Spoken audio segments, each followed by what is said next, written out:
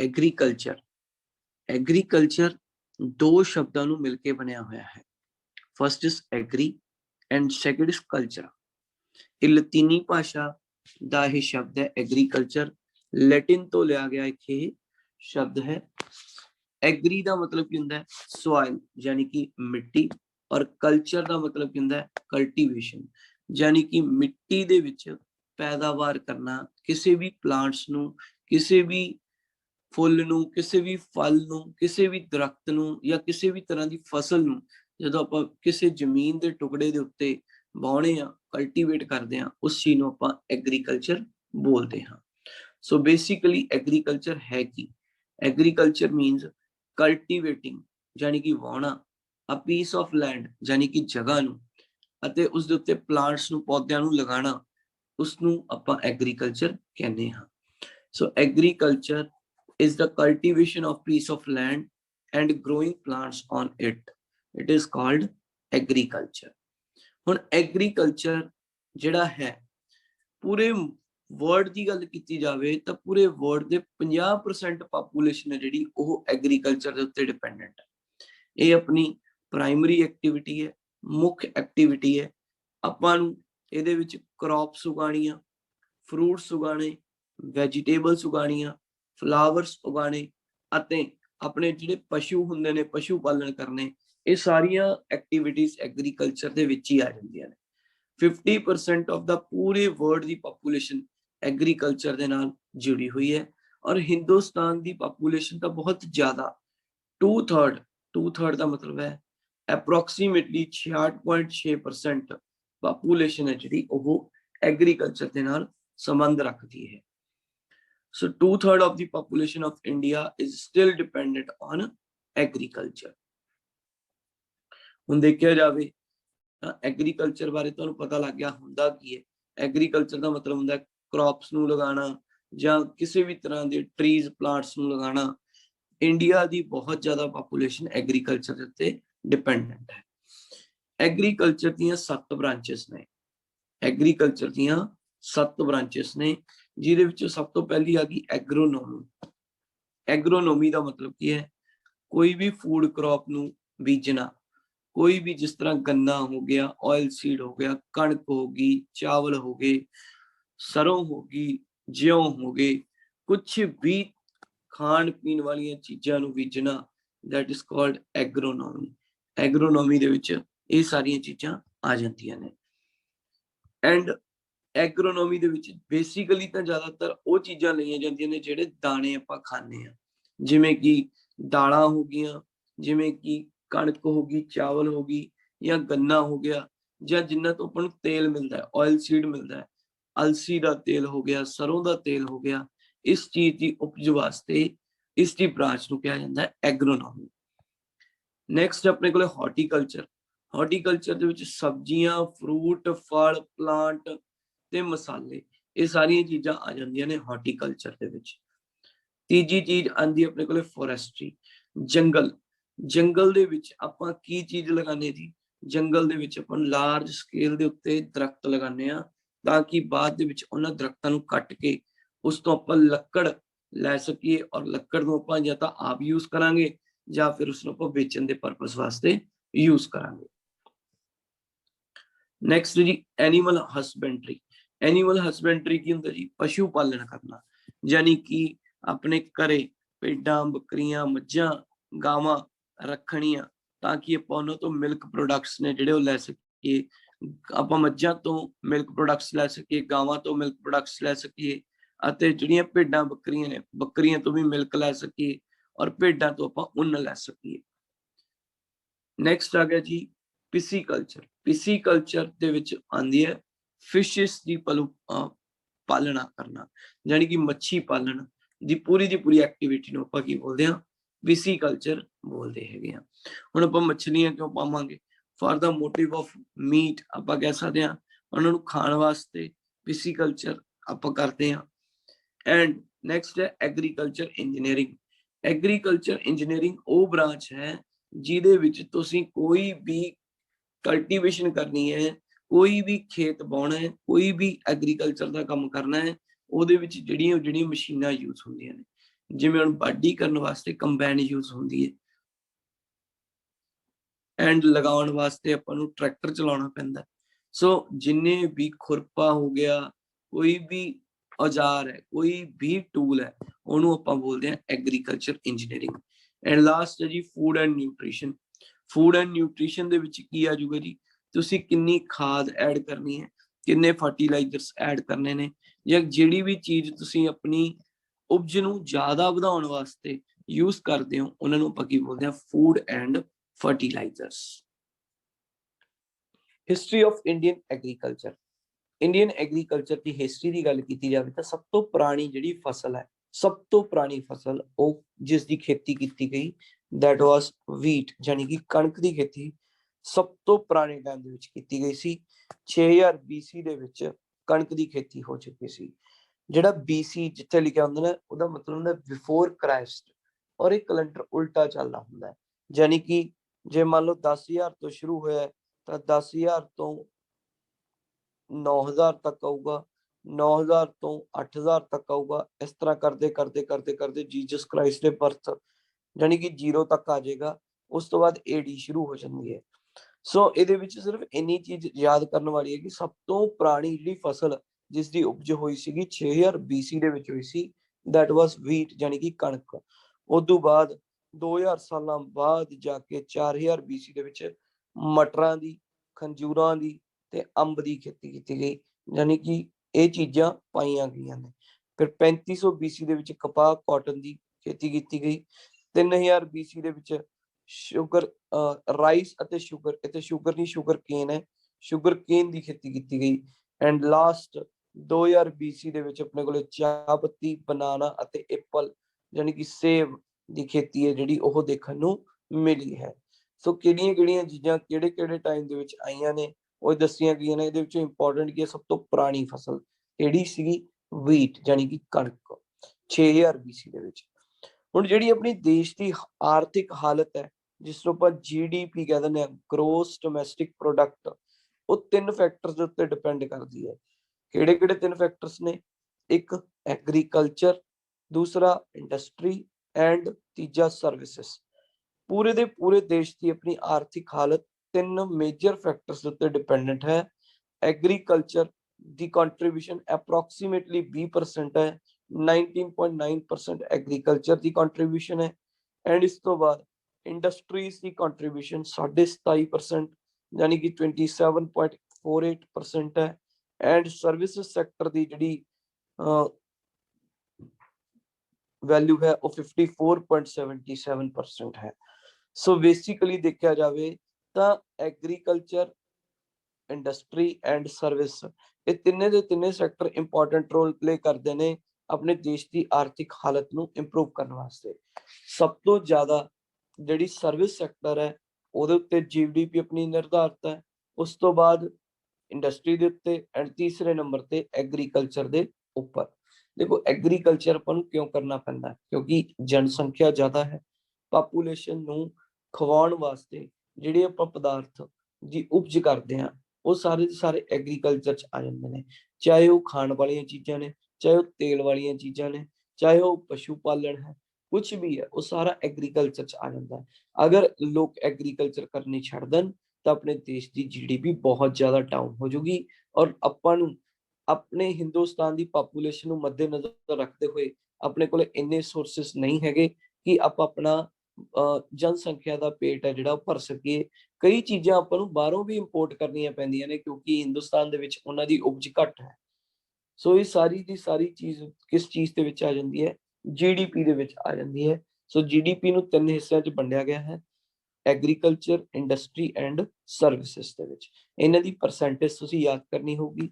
Agriculture ਹੋ ਸਕਦਾ ਜੇ ਆ ਕੁਐਸਚਨ ਪੇਪਰ 'ਚ ਆ ਜੇ ਤਾਂ ਕਿਆ ਪਤਾ ਇਹ 20% ਦਿੱਤਾ ਹੋਵੇ ਅਪਰੋਕਸੀਮੇਟਲੀ, ਤਾਂ ਲਗਭਗ ਯਾਦ ਕਰਨਾ ਹੈ। ਅਗਰ 19.9 ਦਿੱਤਾ ਹੋਇਆ ਤਾਂ ਵੈਲ ਐਂਡ ਗੁੱਡ ਹੈ, ਅਦਰਵਾਈਜ਼ ਅਪਰੋਕਸੀਮੇਟਲੀ 20% ਦਿੱਤਾ ਹੋਗਾ। ਨਾਓ ਆਪਾਂ ਨੈਕਸਟ ਟੌਪਿਕ ਤੇ ਆ ਗਏ ਜੀ, ਫਾਰਮਿੰਗ। ਫਾਰਮਿੰਗ ਔਰ ਐਗਰੀਕਲਚਰ ਇੱਕੋ ਹੀ ਗੱਲ ਹੈ। ਫਾਰਮਿੰਗ ਯਾਨੀ ਕਿ ਆਪਣੀ ਫਸਲ ਨੂੰ ਲਗਾਉਣਾ, ਫਸਲ ਨੂੰ ਬੀਜਣਾ, ਫਸਲ ਨੂੰ ਵੱਢਣਾ, ਔਰ ਉਸ ਤੋਂ ਬਾਅਦ ਫਸਲ ਨੂੰ ਜਾਂ ਤਾਂ ਆਪਣੇ ਘਰ ਦੀ ਪੂਰਤੀ ਵਾਸਤੇ ਯੂਜ਼ ਕਰਨਾ ਜਾਂ ਉਸਨੂੰ ਬਾਹਰ ਵੇਚਣ ਦੇ ਪਰਪਸ ਵਾਸਤੇ ਯੂਜ਼ ਕਰਨਾ, that is called farming। Farming ਨੂੰ ਆਪਾਂ ਨੇ ਦੋ ਹਿੱਸਿਆਂ ਦੇ ਵਿੱਚ ਵੰਡਿਆ ਗਿਆ ਹੈ। ਸਭ ਤੋਂ ਪਹਿਲੀ ਹੈ ਸਬਸਿਸਟੈਂਸ ਫਾਰਮਿੰਗ ਐਂਡ ਦੂਜੀ ਹੈ ਕਮਰਸ਼ੀਅਲ ਫਾਰਮਿੰਗ। ਅਗਰ ਮੈਂ ਥੋੜਾ ਜਿਹਾ ਪੰਜਾਬੀ ਦੇ ਵਿੱਚ ਐਕਸਪਲੇਨ ਕਰਾਂ ਤਾਂ ਇਸ ਨੂੰ ਆਪਾਂ ਬੋਲਦੇ ਹਾਂ ਮੁੱਢਲੀ ਖੇਤੀ। ਦਿਸ ਇਜ਼ ਕਾਲਡ ਮੁੱਢਲੀ ਖੇਤੀ। ਮੁੱਢਲੀ ਖੇਤੀ ਯਾਨੀ ਕਿ ਉਹ ਖੇਤੀ ਜਿਹੜੀ ਆਪਾਂ ਆਪਣੇ ਘਰ ਪਰਿਵਾਰ ਵਾਸਤੇ ਕਰਨੀ ਹੈ, ਵੇਚਣ ਦੇ ਮਕਸਦ ਨਾਲ ਨਹੀਂ ਕਰਨੀ, ਇਸ ਨੂੰ ਆਪਾਂ ਬੋਲਾਂਗੇ ਸਬਸਿਸਟੈਂਸ ਫਾਰਮਿੰਗ। ਔਰ ਕਮਰਸ਼ੀਅਲ ਫਾਰਮਿੰਗ ਕਿਹੜੀ ਹੁੰਦੀ ਹੈ? ਕਮਰਸ਼ੀਅਲ ਫਾਰਮਿੰਗ ਉਹ ਹੁੰਦੀ ਹੈ ਜੋ ਆਪਾਂ ਵੇਚਣ ਦੇ ਵਾਸਤੇ ਕੀਤੀ ਹੋਵੇ। ਵੇਚਣ ਵਾਸਤੇ ਕੀਤੀ ਜਾਣ ਵਾਲੀ ਖੇਤੀ ਨੂੰ ਆਪਾਂ ਕੀ ਬੋਲਦੇ ਹਾਂ? Commercial farming. ਸੋ ਜਿਹੜੀ ਮੁੱਢਲੀ ਖੇਤੀ ਹੈ, ਸਬਸਿਸਟੈਂਸ ਫਾਰਮਿੰਗ ਹੈ, ਇਹਦੇ ਅੱਗੇ ਦੋ ਪਾਰਟਸ ਨੇ, ਐਂਡ ਜਿਹੜੀ ਕਮਰਸ਼ੀਅਲ ਫਾਰਮਿੰਗ ਹੈ ਇਹਦੇ ਅੱਗੇ ਤਿੰਨ ਪਾਰਟਸ ਨੇ। ਇਹਦਾ ਜਿਹੜਾ ਚਾਰਟ ਹੈ ਇਹਨੂੰ ਚੰਗੀ ਤਰ੍ਹਾਂ ਸਮਝਣਾ ਹੈ, ਕਿਉਂਕਿ ਅਗਰ ਚਾਰਟ ਸਮਝ ਆ ਗਿਆ ਤਾਂ ਕੱਲੀ ਕੱਲੀ ਗੱਲ ਸਮਝ ਆ ਜਾਏਗੀ। ਹੁਣ ਸਬਸਿਸਟੈਂਸ ਫਾਰਮਿੰਗ ਦੇ ਵਿੱਚ ਦੋ ਤਰ੍ਹਾਂ ਦੀ ਫਾਰਮਿੰਗ ਆ ਜਾਂਦੀ ਹੈ, ਇੰਟੈਂਸਿਵ ਫਾਰਮਿੰਗ ਤੇ ਪ੍ਰਿਮਿਟਿਵ ਫਾਰਮਿੰਗ। ਐਂਡ ਜਿਹੜੀ ਆਪਣੇ ਕੋਲ ਕਮਰਸ਼ੀਅਲ ਫਾਰਮਿੰਗ ਹੈ ਇਹਦੇ ਵਿੱਚ ਤਿੰਨ ਤਰ੍ਹਾਂ ਦੀ ਫਾਰਮਿੰਗ ਆ ਜਾਂਦੀ ਹੈ, commercial grains, mixed farming and plantation. ਹੁਣ ਇਹਨਾਂ ਦਾ ਮਤਲਬ ਕੀ ਹੈ ਇਹ ਆਪਾਂ ਦੇਖਾਂਗੇ।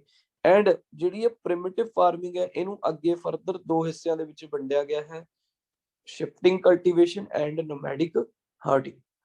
ਤਾਂ ਸਭ ਤੋਂ ਪਹਿਲਾਂ ਮੈਂ ਤੁਹਾਨੂੰ ਸਬਸਿਸਟੈਂਸ ਫਾਰਮਿੰਗ ਬਾਰੇ ਦੱਸਣ ਲੱਗਿਆ, ਜਿਸ ਨੂੰ ਮੈਂ ਕੀ ਲਿਖਿਆ ਸੀ?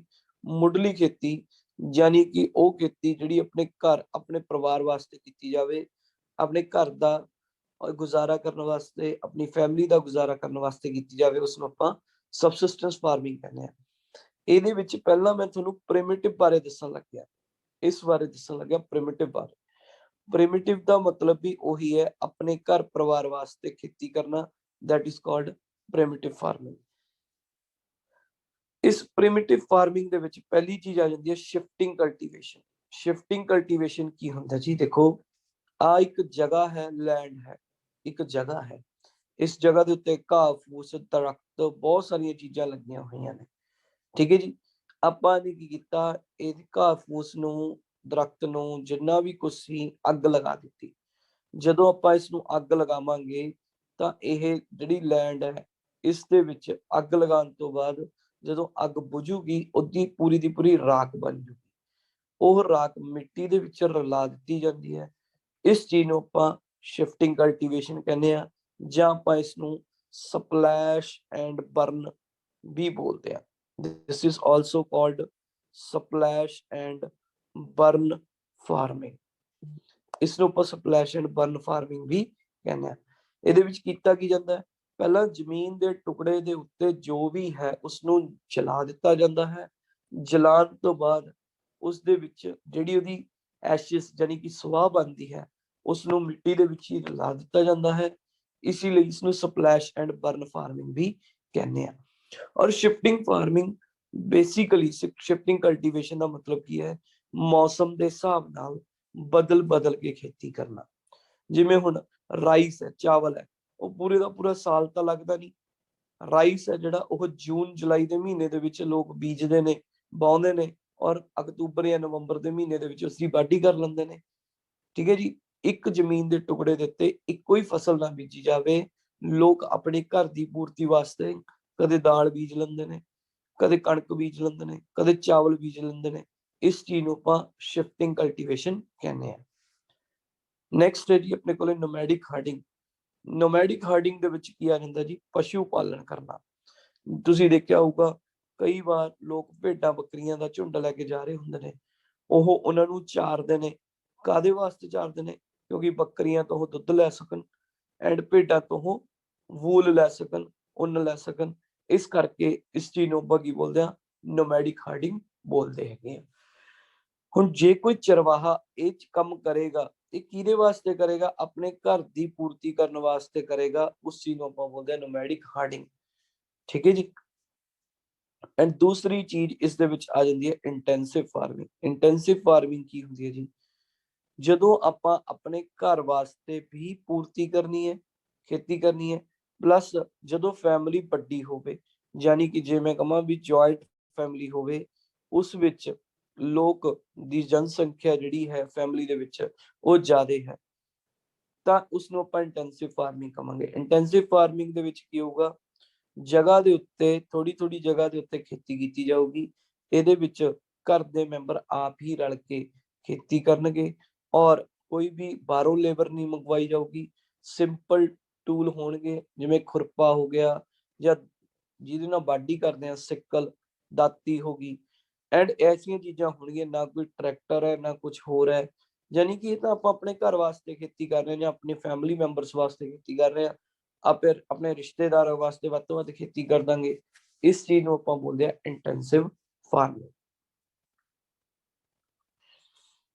ਨਾਓ ਨੈਕਸਟ ਆ ਜਾਂਦੀ ਆਪਣੇ ਕੋਲ ਜੀ commercial farming. What is commercial farming? Commercial ਯਾਨੀ ਕਿ ਵੇਚਣ ਦੇ ਪਰਪਸ ਵਾਸਤੇ ਕੀਤੀ ਗਈ ਫਾਰਮਿੰਗ, ਉਸ ਨੂੰ ਆਪਾਂ ਕਮਰਸ਼ੀਅਲ ਫਾਰਮਿੰਗ ਬੋਲਦੇ ਆ। ਇਹਦੇ ਵਿੱਚ ਸਭ ਤੋਂ ਪਹਿਲੀ ਚੀਜ਼ ਕੀ ਹੈ ਕਿ ਕਮਰਸ਼ੀਅਲ ਗ੍ਰੇਨਸ। ਕਮਰਸ਼ੀਅਲ ਗ੍ਰੇਨਸ ਕੀ ਹੁੰਦਾ ਜੀ, ਜਦੋਂ ਆਪਾਂ ਵੇਚਣ ਵਾਸਤੇ ਦਾਣਿਆਂ ਵਾਲੀਆਂ ਫਸਲਾਂ ਲਗਾਉਂਦੇ ਆ, ਜਿਵੇਂ ਕਣਕ ਹੋ ਗਈ, ਸਰੋਂ ਹੋ ਗਈ, ਚਾਵਲ ਹੋ ਗਏ, ਠੀਕ ਹੈ ਜੀ, ਜਿਉਂ ਹੋ ਗਏ, ਜਾਂ ਹੋਰ ਵੀ ਬਹੁਤ ਸਾਰੀਆਂ ਚੀਜ਼ਾਂ, ਗੰਨਾ ਹੋ ਗਿਆ, ਜਿਸ ਨੂੰ ਆਪਾਂ ਲਾਰਜ ਸਕੇਲ ਤੇ ਆਪਾਂ ਵੇਚ ਸਕੀਏ, that is called commercial grain। And ਦੂਸਰੀ ਚੀਜ਼ ਹੈ ਮਿਕਸਡ ਫਾਰਮਿੰਗ। ਮਿਕਸਡ ਫਾਰਮਿੰਗ ਕੀ ਹੁੰਦੀ ਹੈ ਜੀ, ਜਦੋਂ ਕੋਈ ਕਿਸਾਨ ਫਸਲ ਵੀ ਉਗਾਵੇ ਪਲੱਸ ਨਾਲ ਪਸ਼ੂ ਪਾਲਣ ਵੀ ਕਰੇ, ਇਸ ਨੂੰ ਆਪਾਂ ਬੋਲਦੇ ਹਾਂ ਮਿਕਸ ਫਾਰਮਿੰਗ।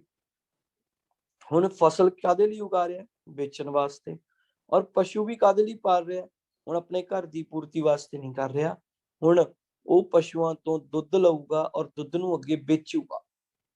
ਯਾਨੀ ਕਿ ਜਦੋਂ ਮਿਕਸਡ ਫਾਰਮਿੰਗ ਆ ਗਈ, ਇਹ ਯਾਨੀ ਕਿ ਵੇਚਣ ਦੇ ਪਰਪਸ ਵਾਸਤੇ ਦੋਨੋਂ ਚੀਜ਼ਾਂ ਕੀਤੀਆਂ ਜਾਣ, ਇਸ ਚੀਜ਼ ਨੂੰ ਆਪਾਂ ਬੋਲਦੇ ਹਾਂ ਮਿਕਸਡ ਫਾਰਮਿੰਗ। ਐਂਡ ਤੀਸਰੀ ਚੀਜ਼ ਹੈ ਜੀ plantation agriculture. What do you mean by the term plantation agriculture? ਜਦੋਂ ਕੋਈ ਪਰਸਨ ਸਿਰਫ ਇੱਕ ਫਸਲ ਦੀ ਹੀ ਖੇਤੀ ਕਰੇ, ਪੂਰੇ ਦਾ ਪੂਰਾ ਸਾਲ ਸਿਰਫ ਇੱਕੋ ਹੀ ਫਸਲ ਦੀ ਖੇਤੀ ਕਰੇ, ਜਿਵੇਂ ਕਿ ਗੰਨੇ ਨੂੰ ਪੂਰੇ ਦਾ ਪੂਰਾ ਬਣਨ ਵਾਸਤੇ ਸਾਲ ਲੱਗ ਜਾਂਦਾ, ਇੱਕੋ ਹੀ ਫਸਲ ਦੀ ਖੇਤੀ ਕਰ ਰਿਹਾ ਬੰਦਾ, ਉਸ ਨੂੰ ਆਪਾਂ ਬੋਲ ਦਿੰਦੇ ਆ ਪਲਾਂਟੇਸ਼ਨ ਐਗਰੀਕਲਚਰ। ਯਾਨੀ ਕਿ ਉਹਦੀ ਸਪੈਸ਼ਲਾਈਜੇਸ਼ਨ ਹੋਗੀ ਕਿ ਮੈਂ ਗੰਨਾ ਹੀ ਵੇਚਣਾ ਹੈ ਔਰ ਮੈਂ ਗੰਨੇ ਦੀ ਫਸਲ ਹੀ ਲਗਾਣੀ ਹੈ। ਜਾਂ ਜਿਵੇਂ ਮੈਂ ਕੋਈ ਚਾਹ ਪੱਤੀ ਵੇਚਣੀ ਹੈ ਤਾਂ ਮੈਂ ਚਾਹ ਪੱਤੀ ਦੀ ਫਸਲ ਹੀ ਲਗਾਉਣੀ ਹੈ। ਜਿਨ੍ਹਾਂ ਨੂੰ ਪੂਰੇ ਦਾ ਪੂਰਾ ਸਾਲ ਲੱਗ ਜਾਂਦਾ ਫਸਲਾਂ ਨੂੰ ਇੱਕ ਤਰ੍ਹਾਂ ਦੀ ਫਸਲ ਦੀ ਉਪਜ ਵਾਸਤੇ, ਜੋ ਆਪਾਂ ਖੇਤੀ ਕਰਦੇ ਆ, that is called plantation agriculture। So type of farming ਦੇ ਵਿੱਚ ਆਪਾਂ ਸਭ ਤੋਂ ਪਹਿਲਾਂ ਕੀ ਦੇਖਿਆ ਸੀ, ਸਬਸਿਸਟੈਂਸ ਫਾਰਮਿੰਗ ਦੇਖਿਆ ਸੀ। ਸਬਸਿਸਟੈਂਸ ਫਾਰਮਿੰਗ ਕੀ ਹੁੰਦੀ ਹੈ, ਜਦੋਂ ਆਪਾਂ ਘਰ ਦੇ ਫੈਮਿਲੀ ਮੈਂਬਰਸ ਦੀਆਂ ਜ਼ਰੂਰਤਾਂ ਪੂਰੀਆਂ ਕਰਨ ਵਾਸਤੇ ਫਾਰਮਿੰਗ ਕਰਦੇ ਆ, ਕੋਈ ਫਸਲ ਬੀਜਦੇ ਆ, ਉਸ ਚੀਜ਼ ਨੂੰ ਆਪਾਂ ਸਬਸਿਸਟੈਂਸ ਫਾਰਮਿੰਗ ਕਹਿੰਦੇ ਆ। ਇਹਦੇ ਵਿੱਚ ਬਹੁਤ ਲੋ ਲੈਵਲ ਦੀ ਟੈਕਨੋਲੋਜੀ ਯੂਜ਼ ਕੀਤੀ ਜਾਂਦੀ ਹੈ, ਹੱਥੀ ਕੰਮ ਕੀਤਾ ਜਾਂਦਾ ਹੈ, ਘਰ ਦੇ ਬੰਦੇ ਹੀ ਲੇਬਰ ਦਾ ਕੰਮ ਕਰਦੇ ਹਨ। ਇਸ ਨੂੰ ਆਪਾਂ ਸਬਸਿਸਟੈਂਸ ਫਾਰਮਿੰਗ ਕਹਿੰਦੇ ਆ। ਸਬਸਿਸਟੈਂਸ ਫਾਰਮਿੰਗ ਨੂੰ ਅੱਗੇ ਫਰਦਰ ਦੋ ਹਿੱਸਿਆਂ ਦੇ ਵਿੱਚ ਵੰਡਿਆ ਗਿਆ ਹੈ, ਇੰਟੈਂਸਿਵ ਅਤੇ ਪ੍ਰਿਮਿਟਿਵ। ਇੰਟੈਂਸਿਵ ਅਤੇ ਪ੍ਰਿਮਿਟਿਵ। ਇੰਟੈਂਸਿਵ ਕੀ ਹੁੰਦਾ ਜੀ, ਆਪਣੇ ਘਰ ਜਦੋਂ ਵੱਡੀ ਫੈਮਿਲੀ ਹੋਵੇ, ਯਾਨੀ ਕਿ ਜੁਆਇੰਟ ਫੈਮਿਲੀ ਹੋਵੇ, ਵੱਡਾ ਫੈਮਿਲੀ ਮੈਂਬਰਸ ਹੋ ਜਾਣ, ਜ਼ਿਆਦਾ ਫੈਮਿਲੀ ਮੈਂਬਰਸ ਹੋਣ, ਉਸ ਨੂੰ ਆਪਾਂ ਕਹਿੰਦੇ ਆ ਆਪਾਂ ਇੰਟੈਂਸਿਵ। ਔਰ ਪ੍ਰਿਮਿਟਿਵ ਚ ਕੀ ਹੁੰਦਾ, ਛੋਟੀ ਫੈਮਿਲੀ ਜਾਂ ਆਪਦੀ ਫੈਮਿਲੀ ਦੇ ਵਾਸਤੇ ਹੀ ਪੂਰੇ ਦੀ ਪੂਰੀ ਪੂਰਤੀ ਕਰਨੀ, that is called primitive farming। So intensive farming ਦੀ ਤੁਸੀਂ ਡਾਇਗਰਾਮ ਦੇਖ ਰਹੇ ਹੋ। ਇੰਟੈਂਸਿਵ ਫਾਰਮਿੰਗ ਦੇ ਵਿੱਚ ਘਰ ਦੇ ਮੈਂਬਰ ਹੀ ਮਤਲਬ ਮਿਲ ਕੇ ਕੁਛ ਕਿਆਰੀਆਂ ਦੇ ਵਿੱਚ ਉਹ ਖੇਤੀ ਕਰ ਰਹੇ ਨੇ। ਇਹਦੇ ਵਿੱਚ ਕੀ ਲਿਖਿਆ, the farmer cultivates a small plot of land using simple tools and more labor। ਇਹਦੇ ਵਿੱਚ ਜ਼ਿਆਦਾਤਰ ਕਿਹੜੀ ਕ੍ਰੌਪ ਯੂਜ਼ ਕੀਤੀ ਜਾਂਦੀ ਹੈ, ਉਗਾਈ ਜਾਂਦੀ ਹੈ, ਰਾਈਸ ਹੋ ਗਏ ਜਾਂ ਚਾਹ, ਵੀਟ ਹੋ ਗਈ, ਕਣਕ ਹੋ ਗਈ, ਦਾਲਾਂ ਹੋ ਗਈਆਂ, ਮੱਕੀ ਹੋ ਗਈ, ਤਾਂ ਕਿ ਆਪਣੇ ਘਰ ਵਾਸਤੇ ਉਹ ਜਾਂ ਆਪਣੇ ਫੈਮਿਲੀ ਮੈਂਬਰਸ ਜਾਂ ਆਪਣੀ ਵੱਡੀ ਫੈਮਿਲੀ ਵਾਸਤੇ ਆਪਾਂ ਫਾਰਮਿੰਗ ਕਰ ਸਕੀਏ। ਨੈਕਸਟ ਪ੍ਰਿਮਿਟਿਵ ਦੇ ਵਿੱਚ ਮੈਂ ਤੁਹਾਨੂੰ ਦੋ ਚੀਜ਼ਾਂ ਦੱਸੀਆਂ ਸੀ। ਪ੍ਰਿਮਿਟਿਵ ਦੇ ਵਿੱਚ ਸ਼ਿਫਟਿੰਗ ਕਲਟੀਵੇਸ਼ਨ ਤੇ ਨੋਮੈਡਿਕ ਹਰਡਿੰਗ ਆਉਂਦੀ ਹੈ। ਐਂਡ ਸ਼ਿਫਟਿੰਗ ਕੀ ਹੁੰਦਾ ਜੀ, ਇੱਕ ਪਲਾਟ ਹੈ ਜਿਹੜਾ ਜਗ੍ਹਾ, ਲੈਂਡ ਦੀ ਇੱਕ ਜਗ੍ਹਾ ਨੂੰ ਕਲੀਅਰ ਕੀਤਾ ਜਾਂਦਾ ਹੈ, ਦਰਖਤ ਕੱਟ ਦਿੱਤੇ ਜਾਂਦੇ ਨੇ, ਉਹਨਾਂ ਨੂੰ ਬਰਨ ਕਰ ਦਿੱਤਾ ਜਾਂਦਾ ਹੈ, ਉਹਦੀ ਜਿਹੜੀ ਸਵਾਹ ਹੁੰਦੀ ਹੈ ਉਹ ਮਿਕਸ ਕੀਤੀ ਜਾਂਦੀ ਹੈ ਮਿੱਟੀ ਦੇ ਵਿੱਚ, ਤਾਂ ਕਿ ਉੱਥੇ ਆਪਾਂ ਕ੍ਰੌਪਸ ਨੂੰ ਗਰੋ ਕਰ ਸਕੀਏ। ਜਿਵੇਂ ਮੱਕੀ ਬੀਜਣੀ ਹੈ ਜਾਂ ਆਲੂ ਲਗਾਉਣਾ ਹੈ, इस चीज की कल्टीवेशन ਆਪਾਂ ਕੀ ਬੋਲਦੇ ਹਾਂ, ਸ਼ਿਫਟਿੰਗ ਕਲਟੀਵੇਸ਼ਨ ਬੋਲਦੇ ਹਾਂ। ਇਸ ਨੂੰ ਆਪਾਂ ਸਪਲੈਸ਼ ਐਂਡ ਬਰਨ ਐਗਰੀਕਲਚਰ ਵੀ ਕਹਿੰਦੇ ਆ। ਐਂਡ ਦੂਸਰੀ ਚੀਜ਼ ਹੈ ਜੀ ਨੋਮੈਡਿਕ ਹਰਡਿੰਗ, ਜਿਸ ਨੂੰ ਮੈਂ ਤੁਹਾਨੂੰ ਦੱਸਿਆ ਸੀ ਪਸ਼ੂ ਪਾਲਣਾ, ਤਾਂ ਕਿ ਉਹਨਾਂ ਤੋਂ ਆਪਾਂ ਦੁੱਧ ਲੈ ਸਕੀਏ, ਉਹਨਾਂ ਤੋਂ ਆਪਾਂ ਵੂਲ ਲੈ ਸਕੀਏ, ਠੀਕ ਹੈ ਜੀ। In this type of farming, herdmen move from one place to another with their animals। ਆਪਣੇ ਜਿਹੜੇ ਜਾਨਵਰ ਨੇ ਆਪਣੇ ਪਸ਼ੂਆਂ ਨੂੰ ਇੱਕ ਜਗ੍ਹਾ ਤੋਂ ਦੂਜੀ ਜਗ੍ਹਾ ਤੇ ਲੈ ਕੇ ਜਾਂਦਾ ਹੈ, ਉਹਨਾਂ ਨੂੰ ਪਾਣੀ ਪਿਆਉਂਦਾ, ਉਹਨਾਂ ਨੂੰ ਚਾਰਾ ਚੂਰਾ ਖਵਾਉਂਦਾ ਹੈ। ਉਸ ਤੋਂ ਬਾਅਦ ਉਹਨਾਂ ਨੂੰ ਪਾਲ ਕੇ ਉਹਨਾਂ ਤੋਂ ਵੂਲ ਲੈਂਦਾ ਹੈ, ਉਹਨਾਂ ਤੋਂ ਮੀਟ ਲੈਂਦਾ, ਉਹਨਾਂ ਤੋਂ ਮਿਲਕ ਪ੍ਰੋਡਕਟਸ ਲੈਂਦਾ, ਜਿਵੇਂ ਕਿ ਭੇਡਾਂ ਹੋ ਗਈਆਂ, ਬੱਕਰੀਆਂ ਹੋ ਗਈਆਂ, ਗਾਵਾਂ ਹੋ ਗਈਆਂ, ਊਠ ਹੋ ਗਏ, ਠੀਕ ਹੈ ਜੀ। ਉਹਨਾਂ ਤੋਂ ਉਹ ਮਿਲਕ ਲੈਂਦਾ, ਮੀਟ ਲੈਂਦਾ, ਵੂਲ ਲੈਂਦਾ, ਤੇ ਹੋਰ ਵੀ ਆਪਣੀ ਫੈਮਿਲੀ ਦੇ ਵਾਸਤੇ ਇਹ ਪ੍ਰੋਡਕਟਸ ਨੇ ਜਿਹੜੇ ਉਹ ਯੂਜ਼ ਕਰ ਸਕਦੇ ਨੇ। So this is nomadic herding. And next ਆਪਾਂ ਪੜ੍ਹੀ ਸੀਗੀ ਦੂਸਰੇ ਟਾਈਪ ਦੀ ਫਾਰਮਿੰਗ, ਜਿਹਨੂੰ ਆਪਾਂ ਬੋਲਦੇ ਹਾਂ ਕਮਰਸ਼ੀਅਲ ਫਾਰਮਿੰਗ। ਜਦੋਂ ਆਪਾਂ ਸੇਲ ਦੇ ਪਰਪਸ ਵਾਸਤੇ ਐਨੀਮਲਸ ਨੂੰ ਰੱਖੀਏ ਜਾਂ ਫਸਲਾਂ ਨੂੰ ਬੀਜੀਏ, that is called commercial farming. ਇਹਦੇ ਵਿੱਚ ਜ਼ਿਆਦਾ ਕੰਮ ਮਸ਼ੀਨਾਂ ਰਾਹੀਂ ਕੀਤਾ ਜਾਂਦਾ ਹੈ। ਹੁਣ ਤੁਸੀਂ ਇਹ ਦੇਖੋ ਜੀ, ਜੇ ਕਿਸੇ ਕਿਸਾਨ ਕੋਲੇ 20 ਕਿੱਲੇ ਜ਼ਮੀਨ ਹੈ, ਤਾਂ ਉਹ ਘਰ ਦੀ ਲੇਬਰ ਮੈਂਬਰਸ ਨੂੰ ਲੈ ਕੇ 20 ਕਿੱਲੇ ਵਾਹੁਣ ਲੱਗ ਜੇ ਤਾਂ ਉਹ ਕਰ ਸਕਦਾ? ਨਹੀਂ। ਉਸਨੂੰ ਅਲੱਗ-ਅਲੱਗ ਮਸ਼ੀਨਰੀ ਦੀ ਜ਼ਰੂਰਤ ਪੈਂਦੀ ਹੈ, ਉਹਨੂੰ ਟਰੈਕਟਰ ਦੀ ਜ਼ਰੂਰਤ ਪੈਂਦੀ ਹੈ, ਉਸਨੂੰ ਵਾਢੀ ਕਰਨ ਵਾਸਤੇ ਕੰਬਾਈਨਾਂ ਦੀ ਜ਼ਰੂਰਤ ਪੈਂਦੀ ਹੈ, ਤਾਂ ਕਿ ਉਹ ਲਾਰਜ ਸਕੇਲ ਦੇ ਉੱਤੇ ਦਾਣੇ ਪ੍ਰੋਡਿਊਸ ਕਰਕੇ ਉਹਨਾਂ ਨੂੰ ਵੇਚ ਸਕੇ ਔਰ ਪ੍ਰੋਫਿਟ ਕਮਾ ਸਕੇ। That is called commercial farming. ਹੁਣ ਕਮਰਸ਼ੀਅਲ ਫਾਰਮਿੰਗ ਦੇ ਵਿੱਚ ਵੀ ਜ਼ਿਆਦਾਤਰ 3 ਚੀਜ਼ਾਂ ਆਉਂਦੀਆਂ ਨੇ: commercial green farming, mixed farming ਅਤੇ ਪਲਾਂਟੇਸ਼ਨ, ਜੋ ਕਿ ਮੈਂ ਆਲਰੇਡੀ ਤੁਹਾਨੂੰ ਐਕਸਪਲੇਨ ਵੀ ਕੀਤਾ ਹੈ। ਕਮਰਸ਼ੀਅਲ ਗ੍ਰੀਨ ਫਾਰਮਿੰਗ ਦੇ ਵਿੱਚ ਕੀ ਆ ਜਾਂਦਾ ਜੀ, ਬਹੁਤ ਸਾਰੀਆਂ ਦਾਣੇ ਵਾਲੀਆਂ ਫਸਲਾਂ ਜਿਹੜੀਆਂ ਬੀਜੀਆਂ ਜਾਂਦੀਆਂ ਨੇ, ਖਾਣ ਪੀਣ ਵਾਲੀਆਂ ਫਸਲਾਂ ਬੀਜੀਆਂ ਜਾਂਦੀਆਂ ਨੇ, ਉਹਨਾਂ ਨੂੰ ਆਪਾਂ ਕੀ ਬੋਲਦੇ ਹਾਂ? ਕਮਰਸ਼ੀਅਲ ਗ੍ਰੀਨ ਫਾਰਮਿੰਗ ਬੋਲਦੇ ਹਾਂ। ਔਰ ਮਿਕਸ ਫਾਰਮਿੰਗ ਦੇ ਵਿੱਚ ਕੀ ਆਉਂਦਾ ਜੀ? ਫਸਲ ਵੀ ਬੀਜਣੀ ਹੈ ਔਰ ਪਸ਼ੂ ਵੀ ਪਾਲਣੇ ਨੇ। ਔਰ ਪਲਾਂਟੇਸ਼ਨ ਦੇ ਵਿੱਚ ਕੀ ਆਉਂਦੀ ਹੈ? ਜਦੋਂ ਕੋਈ ਦਰਖਤ ਦੀ ਫਾਰਮਿੰਗ ਕੀਤੀ ਜਾਵੇ ਵੱਡੇ ਵੱਡੇ ਏਰੀਆ ਦੇ ਵਿੱਚ, ਜ਼ਿਆਦਾ ਏਰੀਆ ਦੇ ਵਿੱਚ, ਔਰ ਇੱਕੋ ਹੀ ਕ੍ਰੌਪ ਬੀਜੀ ਜਾਵੇ, ਇਸ ਨੂੰ ਆਪਾਂ ਕੀ ਬੋਲਦੇ ਹਾਂ? ਪਲਾਂਟੇਸ਼ਨ ਕ੍ਰੌਪ ਬੋਲਦੇ ਹਾਂ। ਔਰ ਜਿਵੇਂ ਕਿ ਸਭ ਤੋਂ ਜ਼ਿਆਦਾ ਰਬੜ ਮਲੇਸ਼ੀਆ ਦੇ ਵਿੱਚ, ਸਭ ਤੋਂ ਜ਼ਿਆਦਾ ਕਾਫੀ ਬ੍ਰਾਜ਼ੀਲ ਦੇ ਵਿੱਚ, ਔਰ ਹਿੰਦੁਸਤਾਨ ਦੇ ਵਿੱਚ ਚਾਹ ਪੱਤੀ, ਅਤੇ ਸ਼੍ਰੀਲੰਕਾ 'ਚ ਵੀ ਚਾਹ ਪੱਤੀ। ਜਦੋਂ ਪੂਰਾ ਪੂਰਾ ਸਾਲ, ਇਹ ਚੀਜ਼ਾਂ ਐਸੀਆਂ ਨੇ ਜਿਨ੍ਹਾਂ ਨੂੰ ਪੂਰਾ ਪੂਰਾ ਸਾਲ ਲੱਗ ਜਾਂਦਾ ਜੀ ਬਣਨ ਵਾਸਤੇ। ਇਸ ਤਰ੍ਹਾਂ ਦੀ ਖੇਤੀ ਨੂੰ ਆਪਾਂ ਕੀ ਬੋਲਦੇ ਹਾਂ? ਪਲਾਂਟੇਸ਼ਨ ਬੋਲਦੇ ਹਾਂ।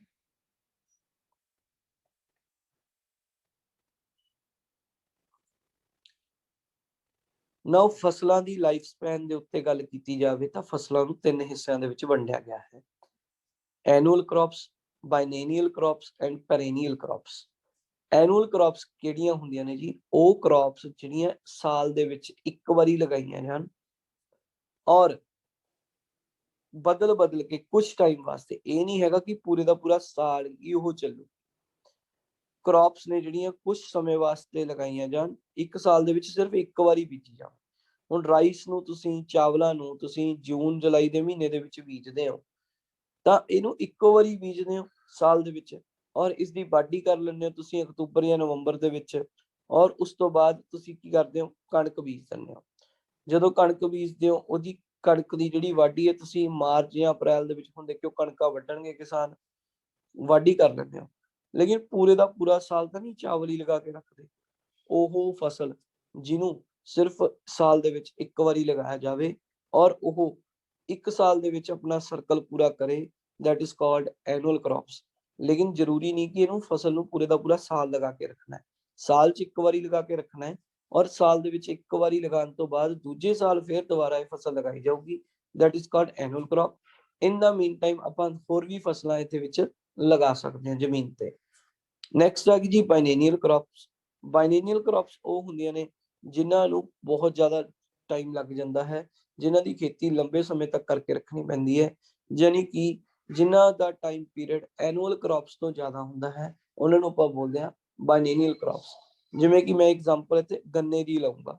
ਗੰਨੇ ਨੂੰ, ਚਾਹ ਨੂੰ ਲਗਾ ਕੇ ਰੱਖਣਾ ਪੈਂਦਾ ਹੈ, ਸਾਲ ਸਾਲ ਲੱਗ ਜਾਂਦਾ ਹੈ, ਟਾਈਮ ਜ਼ਿਆਦਾ ਲੱਗਦਾ ਹੈ, ਯਾਨੀ ਕਿ ਸਾਲ ਦੇ ਵਿੱਚ ਇੱਕੋ ਵਾਰੀ ਖੇਤੀ ਕੀਤੀ ਜਾਂਦੀ ਹੈ, ਔਰ ਇਹਨੂੰ ਟਾਈਮ ਹੈ ਜਿਹੜਾ ਉਹ ਜ਼ਿਆਦਾ ਲੱਗਦਾ ਹੈ ਬਣਨ ਵਾਸਤੇ। ਇਹਨਾਂ ਨੂੰ ਆਪਾਂ ਬੋਲਦੇ ਹਾਂ ਬਾਇਨੇਨੀਅਲ ਕ੍ਰੌਪਸ। ਨੈਕਸਟ ਆ ਜਾਂਦਾ ਜੀ ਪੈਰੀਨੇਨੀਅਲ ਕ੍ਰੌਪਸ। ਪੈਰੀਨੀਅਲ ਕ੍ਰੌਪਸ ਕੀ ਹੁੰਦਾ ਜੀ, ਜਦੋਂ ਆਪਾਂ ਨੂੰ ਟਾਈਮ ਹੋਰ ਵੀ ਜ਼ਿਆਦਾ ਲੱਗੇ। ਹੁਣ ਜਿਵੇਂ ਕੇਲੇ ਦਾ ਦਰਖਤ ਹੈ ਜੀ, ਕੇਲੇ ਦਾ ਦਰਖਤ ਇੱਕ ਵਾਰੀ ਲਗਾਤਾ, ਜਦੋਂ ਕੇਲੇ ਦਾ ਦਰਖਤ ਲਗਾਇਆ, ਇਹਦਾ ਮਤਲਬ ਇਹ ਤਾਂ ਨਹੀਂ ਹੈਗਾ ਕਿ ਉਹ ਤੁਹਾਨੂੰ 2 ਮਹੀਨਿਆਂ ਬਾਅਦ ਜਾਂ 6 ਮਹੀਨਿਆਂ ਬਾਅਦ ਹੀ ਫਲ ਦੇਣਾ ਸ਼ੁਰੂ ਕਰ ਦੂ। ਪਹਿਲਾਂ ਪੌਦਾ ਲਗਾਇਆ, ਉਹਨੂੰ 2-3 ਸਾਲ ਤਾਂ ਚਾਹੀਦੇ ਨੇ ਉਹਨੂੰ ਵਧਣ ਵਾਸਤੇ। ਜਦੋਂ ਉਹ ਕੇਲੇ ਦਾ ਪੌਦਾ ਥੋੜਾ ਜਿਹਾ ਵੱਡਾ ਹੋਊਗਾ, ਵਧੂਗਾ, ਤਾਂ ਉਸਦੇ ਉੱਤੇ ਫਲ ਹੈ ਜਿਹੜਾ ਲੱਗਣਾ ਸ਼ੁਰੂ ਹੋਊਗਾ। ਪਰੰਤੂ ਜਦੋਂ ਇੱਕ ਵਾਰੀ ਫਲ ਲੱਗਣਾ ਸ਼ੁਰੂ ਹੋ ਗਿਆ, ਫਿਰ ਆਪਾਂ ਨੇ ਜਿਹੜਾ ਕੇਲੇ ਦਾ ਦਰਖਤ ਹੈ ਉਹਨੂੰ ਬਾਰ-ਬਾਰ ਪੱਟਣ ਦੀ ਲੋੜ ਨਹੀਂ। ਉਹ ਹਰ ਸਾਲ ਜਦੋਂ ਮੌਸਮ ਦੇ ਹਿਸਾਬ ਨਾਲ ਟਾਈਮ ਟੂ ਟਾਈਮ ਆਪਣਾ ਫੁੱਲ ਹੈ ਜਿਹੜਾ ਫਲ ਆਪਾਂ ਨੂੰ ਦਿੰਦਾ ਰਹੂਗਾ। That is called perennial crops. ਹੁਣ ਜਿਨ੍ਹਾਂ ਨੂੰ 2-3 ਸਾਲ ਲੱਗ ਜਾਂਦੇ ਨੇ ਥੋੜਾ ਜਿਹਾ ਵਧਣ ਵਾਸਤੇ ਕ੍ਰੌਪਸ ਨੂੰ, ਉਹਨਾਂ ਨੂੰ ਆਪਾਂ ਕੀ ਬੋਲਦੇ ਆ, ਪੈਰੇਨੀਅਲ ਕ੍ਰੌਪਸ। ਜਿਵੇਂ ਕੋਕੋਨਟ ਹੈ, ਜੇ ਤੁਸੀਂ ਸਪੋਜ਼ ਕਰੋ ਖੋਪੇ ਦਾ ਨਾਰੀਅਲ ਦੇ ਪੌਦੇ ਨੂੰ ਲਗਾਤਾ, ਤਾਂ ਹੁਣ ਇਹ ਤਾਂ ਹੈ ਨਹੀਂ ਕਿ ਵੀ ਨਾਰੀਅਲ ਦਾ ਪੌਦਾ ਅੱਜ ਲਗਾਤਾ ਤੇ ਤੁਹਾਨੂੰ 6 ਮਹੀਨਿਆਂ ਬਾਅਦ ਕੋਕੋਨਟ ਮਿਲ ਜਾਣਗੇ। ਉਹਨੂੰ 2-3 ਸਾਲ ਲੱਗਦੇ ਨੇ ਵਧਣ ਵਾਸਤੇ, ਔਰ ਉਸ ਤੋਂ ਬਾਅਦ ਉਹ ਆਪਣਾ ਮੌਸਮ ਦੇ ਹਿਸਾਬ ਨਾਲ ਫਰੂਟ ਹੈ ਜਿਹੜਾ ਦੇਣਾ ਸ਼ੁਰੂ ਕਰ ਦਿੰਦਾ ਹੈ। That is called perennial crops. Now next topic ਹੈ ਜੀ ਕ੍ਰੌਪਿੰਗ ਸੀਜ਼ਨਸ, ਯਾਨੀ ਕਿ ਕ੍ਰੌਪਸ ਦੇ ਸੀਜ਼ਨਸ। ਕਿਹੜੇ ਮੌਸਮ ਦੇ ਵਿੱਚ ਕਿਹੜੀਆਂ ਚੀਜ਼ਾਂ ਬੀਜੀਆਂ ਜਾਂਦੀਆਂ ਨੇ, ਕਿਹੜੀਆਂ ਚੀਜ਼ਾਂ ਬਣਾਈਆਂ ਜਾਂਦੀਆਂ ਨੇ, ਉਹਦੇ ਬਾਰੇ ਆਪਾਂ ਡਿਸਕਸ ਕਰਾਂਗੇ। ਕ੍ਰੌਪਸ ਨੂੰ 3 ਹਿੱਸਿਆਂ 'ਚ ਵੰਡਿਆ ਗਿਆ ਹੈ ਜੀ ਮੌਸਮ ਦੇ ਹਿਸਾਬ ਨਾਲ, ਰੱਬੀ, ਖਰੀਫ ਐਂਡ ਜ਼ੈਦ। ਰੱਬੀ, ਖਰੀਫ ਐਂਡ ਜ਼ੈਦ। ਮੈਂ ਸਭ ਤੋਂ ਪਹਿਲਾਂ ਗੱਲ ਕਰੂੰਗਾ ਖਰੀਫ ਕ੍ਰੌਪਸ ਦੀ। ਖਰੀਫ ਕ੍ਰੌਪਸ ਕਿਹੜੀਆਂ ਹੁੰਦੀਆਂ ਨੇ ਜੀ? ਖਰੀਫ ਕ੍ਰੌਪਸ ਉਹ ਹੁੰਦੀਆਂ ਨੇ ਜਿਹੜੀਆਂ ਜੂਨ ਦੇ ਮਹੀਨੇ ਦੇ ਵਿੱਚ ਬੀਜੀਆਂ ਜਾਣ ਅਤੇ ਇਹਨਾਂ ਨੂੰ ਅਕਤੂਬਰ ਜਾਂ ਨਵੰਬਰ ਦੇ ਮਹੀਨੇ ਦੇ ਵਿੱਚ ਵੱਢ ਲਿਆ ਜਾਵੇ। ਐਗਜ਼ਾਮਪਲ ਦਿਓ ਜੀ, ਕਿਹੜੀ ਕ੍ਰੌਪਸ ਹੋਊਗੀ ਜਿਹੜੀ ਜੂਨ ਦੇ ਮਹੀਨੇ 'ਚ ਬੀਜੀ ਜਾਂਦੀ ਹੈ ਔਰ ਅਕਤੂਬਰ ਦੇ ਮਹੀਨੇ ਦੇ ਵਿੱਚ ਜਿਸ ਦੀ ਵਾਢੀ ਕੀਤੀ ਜਾਂਦੀ ਹੈ? ਸੋ ਖਰੀਫ ਕ੍ਰੌਪ ਦੇ ਵਿੱਚ ਕੀ ਆ ਜਾਂਦਾ ਜੀ? ਖਰੀਫ ਕ੍ਰੌਪ ਦੇ ਵਿੱਚ ਆ ਜਾਂਦਾ ਰਾਈਸ, ਆ ਜਾਂਦਾ ਬਾਜਰਾ, ਆ ਜਾਂਦਾ ਕਾਟਨ, ਆ ਜਾਂਦੀ ਹੈ। ਇਹ ਚੀਜ਼ਾਂ ਕੀ ਨੇ? ਖਰੀਫ ਕ੍ਰੌਪਸ। ਖਰੀਫ ਤੋਂ ਬਾਅਦ ਮੈਂ ਗੱਲ ਕਰਨ ਲੱਗਿਆ ਜੀ ਜ਼ੈਦ ਕ੍ਰੌਪਸ ਦੀ। ਜ਼ੈਦ ਕ੍ਰੌਪਸ ਉਹ ਹੁੰਦੀਆਂ ਨੇ ਜਿਹੜੀਆਂ ਸਿਰਫ 2 ਮਹੀਨਿਆਂ ਵਾਸਤੇ ਲਗਾਈਆਂ ਜਾਂਦੀਆਂ ਨੇ। ਮਾਰਚ ਜਾਂ ਅਪ੍ਰੈਲ ਦੇ ਮਹੀਨੇ ਦੇ ਵਿੱਚ ਇਹ ਫਸਲਾਂ ਬੀਜੀਆਂ ਜਾਂਦੀਆਂ ਨੇ ਔਰ ਜੂਨ ਦੇ ਮਹੀਨੇ ਦੇ ਵਿੱਚ ਇਹ ਫਸਲਾਂ ਦੀ ਵਾਢੀ ਕਰ ਲਿੱਤੀ ਜਾਂਦੀ ਹੈ, ਔਰ ਉਸ ਤੋਂ ਬਾਅਦ ਜੂਨ ਦੇ ਮਹੀਨੇ ਦੇ ਵਿੱਚ ਜਾ ਕੇ ਖਰੀਫ ਕ੍ਰੌਪਸ ਬੀਜ ਦਿੱਤੀਆਂ ਜਾਂਦੀਆਂ ਨੇ। ਫਿਰ ਅਕਤੂਬਰ ਦੇ ਮਹੀਨੇ 'ਚ ਇਹਨਾਂ ਨੂੰ ਵੱਢ ਲਿੱਤਾ ਜਾਂਦਾ ਹੈ। ਅਪ੍ਰੈਲ ਤੋਂ ਜੂਨ ਦੇ ਵਿੱਚ ਸਿਰਫ 2-3 ਮਹੀਨੇ ਵਾਸਤੇ ਜਿਹੜੀਆਂ ਕ੍ਰੌਪਸ ਹੁੰਦੀਆਂ ਨੇ ਉਹਨਾਂ ਨੂੰ ਆਪਾਂ ਬੋਲਦੇ ਹਾਂ ਜ਼ੈਦ ਕ੍ਰੌਪਸ। ਐਗਜ਼ਾਮਪਲ ਦਿੰਦਾ ਜੀ, ਖੀਰੇ, ਤਰਬੂਜ, ਖਰਬੂਜਾ ਐਂਡ ਸਭ ਤੋਂ ਇੰਪੋਰਟੈਂਟ ਫਸਲ, ਸਭ ਤੋਂ ਇੰਪੋਰਟੈਂਟ ਚੀਜ਼ ਹੈ ਮੂੰਗੀ ਦੀ ਦਾਲ ਹੈ ਜਿਹੜੀ ਮੂੰਗੀ, ਉਹ ਅਪ੍ਰੈਲ ਦੇ ਵਿੱਚ ਹੁਣ ਕਿਸਾਨ ਜਦੋਂ ਕਣਕ ਨੂੰ ਵੱਢ ਲੈਣਗੇ ਉਸ ਤੋਂ ਬਾਅਦ ਮੂੰਗੀ ਬੀਜ ਦਿੰਦੇ ਨੇ ਜਾਂ ਖੀਰੇ ਬੀਜ ਦਿੰਦੇ ਨੇ, ਜਾਂ ਆਪਾਂ ਕਹਿੰਦੇ ਨੇ ਤਰਬੂਜ, ਖਰਬੂਜੇ ਨੇ ਜਿਹੜੇ ਉਹ ਅਪ੍ਰੈਲ 'ਚ ਬੀਜੇ ਜਾਂਦੇ ਨੇ। 2 ਮਹੀਨਿਆਂ ਦੇ ਵਿੱਚ ਉਹ ਰੈਡੀ ਹੋ ਜਾਂਦੇ ਨੇ। ਤੁਸੀਂ ਦੇਖਿਆ ਹੋਊਗਾ ਮਈ ਜੂਨ ਦੇ ਮਹੀਨੇ ਦੇ ਵਿੱਚ ਬਹੁਤ ਜ਼ਿਆਦਾ ਖਰਬੂਜੇ, ਬਹੁਤ ਜ਼ਿਆਦਾ ਤਰਬੂਜ ਆਣੇ ਸ਼ੁਰੂ ਹੋ ਜਾਂਦੇ ਨੇ, ਜਿਨ੍ਹਾਂ ਨੂੰ ਸਿਰਫ 2 ਮਹੀਨੇ ਹੀ ਲੱਗਦੇ ਹਨ ਔਰ ਪੂਰੀ ਗਰਮੀ ਚਾਹੀਦੀ ਹੋਵੇ। ਐਂਡ ਇਤਨਾ ਫਸਲਾਂ ਨੂੰ ਆਪਾਂ ਕੀ ਬੋਲਦੇ ਹਾਂ? ਜ਼ੈਦ ਕ੍ਰੌਪਸ ਬੋਲਦੇ ਹਾਂ। ਐਂਡ ਤੀਸਰੀ ਚੀਜ਼ ਜਿਹੜੀ ਹੈ ਦੈਟ ਇਜ਼ ਰੱਬੀ ਕ੍ਰੌਪਸ। ਦੈਟ ਇਜ਼ ਕਾਲਡ ਰੱਬੀ ਕ੍ਰੌਪ। ਰੱਬੀ ਕ੍ਰੌਪ ਕਿਹੜੀ ਹੋਗੀ? ਜਿਹੜੀ ਆਪਾਂ ਅਕਤੂਬਰ ਜਾਂ ਨਵੰਬਰ ਦੇ ਮਹੀਨੇ ਦੇ ਵਿੱਚ ਬੀਜਾਂਗੇ ਔਰ ਇਸ ਨੂੰ ਆਪਾਂ ਹੁਣ ਅਪ੍ਰੈਲ ਦੇ ਮਹੀਨੇ ਦੇ ਵਿੱਚ ਵਾਢੀ ਕਰਾਂਗੇ। ਅਪ੍ਰੈਲ ਦੇ ਮਹੀਨੇ ਦੇ ਵਿੱਚ ਇਹਨਾਂ ਨੂੰ ਵੱਢ ਲਾਂਗੇ। ਹਾਂਜੀ, ਐਗਜ਼ਾਮਪਲਸ ਦਿਓ ਕਿਹੜੀਆਂ ਹੋਣਗੀਆਂ? ਵੀਟ, ਬਿਲਕੁਲ ਸਹੀ ਹੈ ਜੀ। ਕਣਕ ਹੋ ਗਈ। ਇਸ ਤੋਂ ਇਲਾਵਾ ਹੋਰ ਯਾਦ ਕਰੋ, ਹੁਣ ਥੋੜਾ ਜਿਹਾ ਆਪਣੀ ਪ੍ਰੈਕਟੀਕਲੀ ਲਾਈਫ ਦੇ ਵਿੱਚ ਦੇਖੋ, ਇਸ ਸਮੇਂ ਤੁਹਾਨੂੰ ਬਾਜ਼ਾਰ ਦੇ ਵਿੱਚ ਕਿਹੜੀਆਂ ਫਸਲਾਂ ਮਿਲ ਰਹੀਆਂ ਨੇ? ਕਣਕ ਤਾਂ ਠੀਕ ਹੈ, ਆਪਾਂ ਨੂੰ ਹੁਣ ਵਾਢੀ ਹੋਊਗੀ। ਹੋਰ ਕਿਹੜੀਆਂ ਸਬਜ਼ੀਆਂ ਜਿਹੜੀਆਂ ਇਸ ਸਮੇਂ ਆ ਰਹੀਆਂ ਨੇ? ਸਭ ਤੋਂ ਜ਼ਿਆਦਾ ਇਸ ਸਮੇਂ ਛੋਲੂਆ ਆ ਰਹੇ ਨੇ ਨਾ ਜੀ, ਛੋਲਿਆਂ ਦੀ ਖੇਤੀ ਵੀ, ਛੋਲੂਏ ਦੀ ਖੇਤੀ ਨਵੰਬਰ ਦੇ ਮਹੀਨੇ ਦੇ ਵਿੱਚ ਕੀਤੀ ਜਾਂਦੀ ਹੈ ਕਣਕ ਦੇ ਨਾਲ ਹੀ, ਔਰ ਹੁਣ ਆਪਾਂ ਉਸ ਨੂੰ ਵੱਢ ਰਹੇ ਹਾਂ ਤਾਂ ਆਪਾਂ ਨੂੰ ਸਭ ਤੋਂ ਜ਼ਿਆਦਾ ਛੋਲੂਆ ਇਸ ਟਾਈਮ ਦੇਖਣ ਨੂੰ ਮਿਲ ਰਿਹਾ ਹੈ। ਸੋ ਇਹ ਕ੍ਰੌਪਸ ਜਿਹੜੀਆਂ ਕਿ ਨਵੰਬਰ ਦੇ ਮਹੀਨੇ ਦੇ ਵਿੱਚ, ਬਿਲਕੁਲ ਸਰੋਂ ਵੀ ਹੈ ਜੀ, ਸਰੋਂ ਹੈ ਜਿਹੜੀ ਉਹ ਕਣਕ ਦੇ ਨਾਲ ਹੀ ਬੀਜੀ ਜਾਂਦੀ ਹੈ ਔਰ ਸਰੋਂ ਹੈ ਜਿਹੜੀ ਆਪਾਂ ਹੁਣ ਵੱਢ ਰਹੇ ਹਾਂ ਤਾਂ ਆਪਾਂ ਨੂੰ ਸਰੋਂ ਹੈ ਜਿਹੜੀ ਉਹ ਮਿਲਦੀ ਹੈ। ਸੋ ਕ੍ਰੌਪਸ ਦੇ ਤੁਹਾਨੂੰ ਟਾਈਮ ਪੀਰੀਅਡ ਪਤਾ ਲੱਗ ਗਏ ਹੋਣਗੇ ਵੀ ਕਿਹੜੇ ਮਹੀਨੇ ਦੇ ਵਿੱਚ ਕਿਹੜੀ ਫਸਲ ਬੀਜੀ ਜਾਊਗੀ, ਕਿਹੜੀ ਫਸਲ ਕਟਾਈ। ਸੋ ਇਸ ਨੂੰ ਇਸ ਤਰ੍ਹਾਂ ਚੈੱਕ ਕਰੋ, ਇਸ ਤਰ੍ਹਾਂ ਮੰਨੋ ਕਿ ਜਿਸ ਤਰ੍ਹਾਂ ਅਪ੍ਰੈਲ ਦਾ ਮਹੀਨਾ ਹੈ, ਅਪ੍ਰੈਲ ਦਾ ਮਹੀਨਾ ਨਵਾਂ ਫਾਈਨੈਂਸ਼ੀਅਲ ਈਅਰ ਸ਼ੁਰੂ ਹੁੰਦਾ ਹੈ, ਤਾਂ ਉਦੋਂ ਜਾਇਦ ਕ੍ਰੌਪਸ ਲਗਾਈਆਂ ਜਾਂਦੀਆਂ ਨੇ। 2 ਮਹੀਨਿਆਂ ਵਾਸਤੇ ਕ੍ਰੌਪ ਲਗਾਈ ਜਾਊਗੀ, ਜਿਵੇਂ ਕਿ ਅਪ੍ਰੈਲ ਦੇ ਵਿੱਚ ਲਗਾਤੀ ਔਰ ਇਸ ਦੇ ਬਾਅਦ ਇਸ ਨੂੰ ਮਈ ਦੇ ਐਂਡ ਤੇ ਜਾਂ ਜੂਨ ਦੀ ਸਟਾਰਟਿੰਗ ਦੇ ਵਿੱਚ ਇਸ ਦੀ ਵਾਢੀ ਕਰ ਲਈ। ਐਂਡ ਉਸ ਤੋਂ ਬਾਅਦ ਯਾਨੀ ਕਿ ਕਿਹੜੀਆਂ ਕਿਹੜੀਆਂ ਕ੍ਰੌਪਸ ਹੋਣਗੀਆਂ, ਵਾਟਰਮੈਲਨ ਹੋ ਗਿਆ, ਮੂੰਗੀ ਹੋ ਗਈ, ਖੀਰੇ ਹੋ ਗਏ, ਇਹਨਾਂ ਦੀ ਫਸਲ ਨੂੰ ਆਪਾਂ ਕੀ ਬੋਲਦੇ ਹਾਂ, ਆਪਾਂ ਜ਼ਾਇਦ ਕ੍ਰੌਪਸ ਬੋਲਦੇ ਹਾਂ। ਹੁਣ ਜ਼ਾਇਦ ਕ੍ਰੌਪਸ ਤੋਂ ਬਾਅਦ ਨੈਕਸਟ ਆਪਣੇ ਕੋਲੇ ਆ ਜਾਂਦੀ ਹੈ ਖਰੀਫ ਕ੍ਰੌਪ। ਖਰੀਫ ਕੀ ਹੈ ਜੀ, ਜਿਹੜੀ ਚੀਜ਼ ਜੂਨ ਦੇ ਵਿੱਚ ਲਗਾਈ ਜਾਊਗੀ ਔਰ ਅਕਤੂਬਰ ਦੇ ਵਿੱਚ ਜਿਸ ਦੀ ਵਾਢੀ ਕੀਤੀ ਜਾਊਗੀ। ਠੀਕ ਹੈ ਜੀ, ਜਿਵੇਂ ਕਿ ਚਾਵਲ ਹੋ ਗਏ, ਰਾਈਸ, ਕਪਾਹ ਹੋ ਗਈ, ਕਾਟਨ, ਇਹ ਕੀ ਆਪਣੇ ਕੋਲੇ ਖਰੀਫ ਕ੍ਰੌਪਸ ਨੇ। ਐਂਡ ਜਿਨ੍ਹਾਂ ਫਸਲਾਂ ਦੀ ਨਵੰਬਰ ਜਾਂ ਅਕਤੂਬਰ ਦੇ ਵਿੱਚ ਵਾਹੀਆਂ ਜਾਣਗੀਆਂ ਔਰ ਮਾਰਚ ਜਾਂ ਅਪ੍ਰੈਲ ਦੇ ਮਹੀਨੇ ਦੇ ਵਿੱਚ ਜਿਨ੍ਹਾਂ ਦੀ ਵਾਢੀ ਕੀਤੀ ਜਾਊਗੀ, ਇਹਨਾਂ ਨੂੰ ਆਪਾਂ ਕੀ ਬੋਲਦੇ ਹਾਂ, ਰੱਬੀ ਕ੍ਰੌਪਸ ਬੋਲਦੇ ਹਾਂ। ਸੋ ਜਿਸ ਤਰ੍ਹਾਂ ਕਿ ਮੈਂ ਤੁਹਾਨੂੰ ਦੱਸਿਆ ਕਿ ਕ੍ਰੌਪਸ ਨੇ ਜਿਹੜੀਆਂ ਉਹ 3 ਤਰ੍ਹਾਂ ਦੀਆਂ ਹੁੰਦੀਆਂ ਨੇ, ਖਰੀਫ, ਜ਼ਾਇਦ ਔਰ ਰੱਬੀ। ਤਾਂ ਮੈਂ ਸਟਾਰਟ ਕਰ ਰਿਹਾ, ਸਭ ਤੋਂ ਪਹਿਲਾਂ ਤੁਹਾਨੂੰ ਦੱਸਿਆ ਜਿਸ ਤਰ੍ਹਾਂ ਜ਼ਾਇਦ ਕ੍ਰੌਪਸ ਮਾਰਚ ਜਾਂ ਅਪ੍ਰੈਲ ਦੇ ਮਹੀਨੇ ਦੇ ਵਿੱਚ ਲਗਾਈਆਂ ਜਾਂਦੀਆਂ ਨੇ ਔਰ ਜੂਨ ਜਾਂ ਮਈ ਦੇ ਮਹੀਨੇ ਦੇ ਵਿੱਚ ਹਾਰਵੈਸਟਿੰਗ ਕੀਤੀ ਜਾਂਦੀ ਹੈ, ਜਿਵੇਂ ਕਿ ਵਾਟਰਮੈਲਨ ਹੋ ਗਿਆ, ਕਕੰਬਰ ਹੋ ਗਿਆ, ਮੂੰਗੀ ਹੋ ਗਈ। ਐਂਡ ਉਸ ਤੋਂ ਬਾਅਦ ਆਉਂਦੀ ਹੈ ਆਪਣੇ ਕੋਲੇ ਖਰੀਫ ਕ੍ਰੌਪ ਦੇ ਵਿੱਚ ਕੀ ਕੀਤਾ ਜਾਂਦਾ ਹੈ, ਜਿਹੜੀਆਂ ਜੂਨ ਦੇ ਮਹੀਨੇ 'ਚ ਲਗਾਈਆਂ ਜਾਣ ਔਰ ਅਕਤੂਬਰ ਦੇ ਮਹੀਨੇ 'ਚ ਵੱਢ ਦਿੱਤੀਆਂ ਜਾਣ, ਇਹਨਾਂ ਨੂੰ ਮੌਨਸੂਨ ਕ੍ਰੌਪ ਵੀ ਕਿਹਾ ਜਾਂਦਾ ਹੈ। ਤੁਸੀਂ ਦੇਖਦੇ ਹੋ ਜੀ, ਜੂਨ ਜੁਲਾਈ ਦੇ ਮਹੀਨੇ ਦੇ ਵਿੱਚ ਮੀਂਹ ਬਹੁਤ ਪੈਂਦੇ ਨੇ, ਕਿਉਂਕਿ ਜਿਹੜੇ ਚਾਵਲ ਨੇ, ਰਾਈਸ ਹੈ ਜਾਂ ਮੱਕੀ ਹੈ, ਇਹਨਾਂ ਨੂੰ ਪਾਣੀ ਦੀ ਜ਼ਿਆਦਾ ਲੋੜ ਪੈਂਦੀ ਹੈ, ਤਾਂ ਕਰਕੇ ਇਹ ਮੀਂਹ ਦੇ ਮੌਸਮ ਦੇ ਵਿੱਚ ਲਗਾਈਆਂ ਜਾਂਦੀਆਂ ਹਨ। ਗਰਾਊਂਡਨਟ, ਮੂੰਗਫਲੀ ਜਿਸ ਨੂੰ ਆਪਾਂ ਕਹਿ ਦਿੰਦੇ ਹਾਂ, ਉਹ ਵੀ।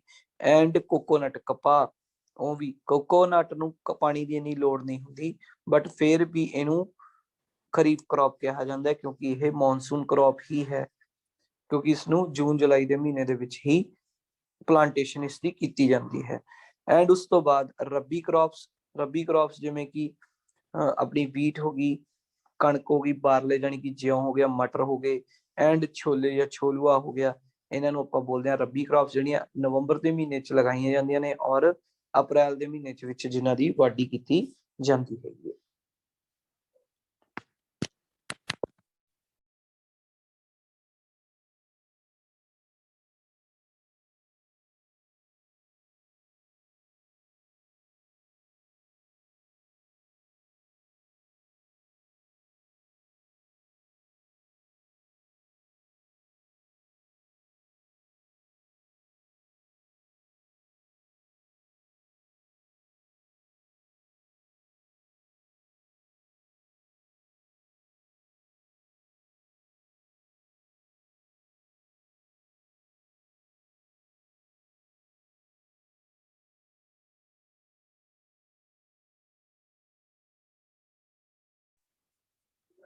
ਸੋ ਆਪਾਂ ਇੱਕ ਚਾਰਟ ਬਣਾਉਣ ਲੱਗੇ ਹਾਂ। ਚਾਰਟ ਕਿਸ ਤਰ੍ਹਾਂ ਬਣਾਉਣਾ ਹੈ ਉਸ ਨੂੰ ਆਪਾਂ ਦੇਖਾਂਗੇ ਥੋੜਾ ਜਿਹਾ। ਸੋ ਜਿਸ ਤਰ੍ਹਾਂ ਕਿ ਮੈਂ ਤੁਹਾਡੇ ਸਾਹਮਣੇ ਵਾਈਟ ਸਕਰੀਨ ਓਪਨ ਕੀਤੀ ਹੈ, ਉਹਦੇ ਉੱਤੇ ਮੈਂ ਤੁਹਾਨੂੰ ਚਾਰਟ ਦੀਆਂ ਜਿਹੜੀਆਂ ਹੈਡਿੰਗਸ ਨੇ ਉਹਦੇ ਬਾਰੇ ਦੱਸ ਰਿਹਾ। ਜਿਹੜੀਆਂ ਹੈਡਿੰਗਸ ਤੁਸੀਂ ਉਹਦੇ ਉੱਤੇ ਲਿਖਣੀਆਂ ਨੇ, ਸਭ ਤੋਂ ਪਹਿਲਾਂ ਚਾਰਟ ਦੇ ਉੱਤੇ ਤੁਸੀਂ ਇੱਥੇ ਲਿਖੋਗੇ ਕ੍ਰੌਪ। ਇਹਦੇ 7 ਪਾਰਟੀਸ਼ਨਸ ਕਰਨੀਆਂ ਨੇ। ਸਭ ਤੋਂ ਪਹਿਲਾਂ ਲਿਖੋਗੇ ਕ੍ਰੌਪ, ਉਸ ਤੋਂ ਬਾਅਦ ਇੱਥੇ ਲਿਖੋਗੇ ਰੇਨਫਾਲ, ਕਿੰਨੀ ਉਸਨੂੰ ਬਾਰਿਸ਼ ਦੀ ਜ਼ਰੂਰਤ ਹੈ। ਫਿਰ ਤੁਸੀਂ ਇੱਥੇ ਲਿਖੋਗੇ ਟੈਂਪਰੇਚਰ, ਕਿੰਨਾ ਉਸਨੂੰ ਟੈਂਪਰੇਚਰ ਦੀ ਜ਼ਰੂਰਤ ਹੈ। ਦੈਨ ਉਸ ਤੋਂ ਬਾਅਦ ਆਪਾਂ ਲਿਖਾਂਗੇ ਇਹ ਸੀਜ਼ਨ, ਯਾਨੀ ਕਿ ਇਹ ਖਰੀਫ ਕ੍ਰੌਪ ਹੈ ਜਾਂ ਰੱਬੀ ਕ੍ਰੌਪ ਹੈ, ਕਿਹੜੀ ਕ੍ਰੌਪ ਹੈ, ਕਿਹੜੇ ਸੀਜ਼ਨ ਦੇ ਵਿੱਚ ਇਹਨੂੰ ਵਾਇਆ ਜਾਂਦਾ ਹੈ।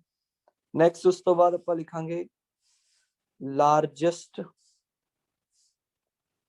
ਪ੍ਰੋਡਿਊਸਰ ਕੰਟਰੀ, ਐਸਾ ਕਿਹੜਾ ਦੇਸ਼ ਹੈ ਜਿਹਦੇ ਵਿੱਚ ਇਹ ਚੀਜ਼ ਸਭ ਤੋਂ ਜ਼ਿਆਦਾ ਹੁੰਦੀ ਹੈ, ਲਾਰਜੈਸਟ ਪ੍ਰੋਡਿਊਸਰ ਕੰਟਰੀ। ਐਂਡ ਉਸ ਤੋਂ ਬਾਅਦ ਆਪਾਂ ਦੇਖਾਂਗੇ ਰੈਂਕ ਆਫ ਇੰਡੀਆ, ਯਾਨੀ ਇੰਡੀਆ ਦਾ ਰੈਂਕ ਕਿੰਨਵਾਂ ਹੈ, ਇੰਡੀਆਜ਼ ਰੈਂਕ।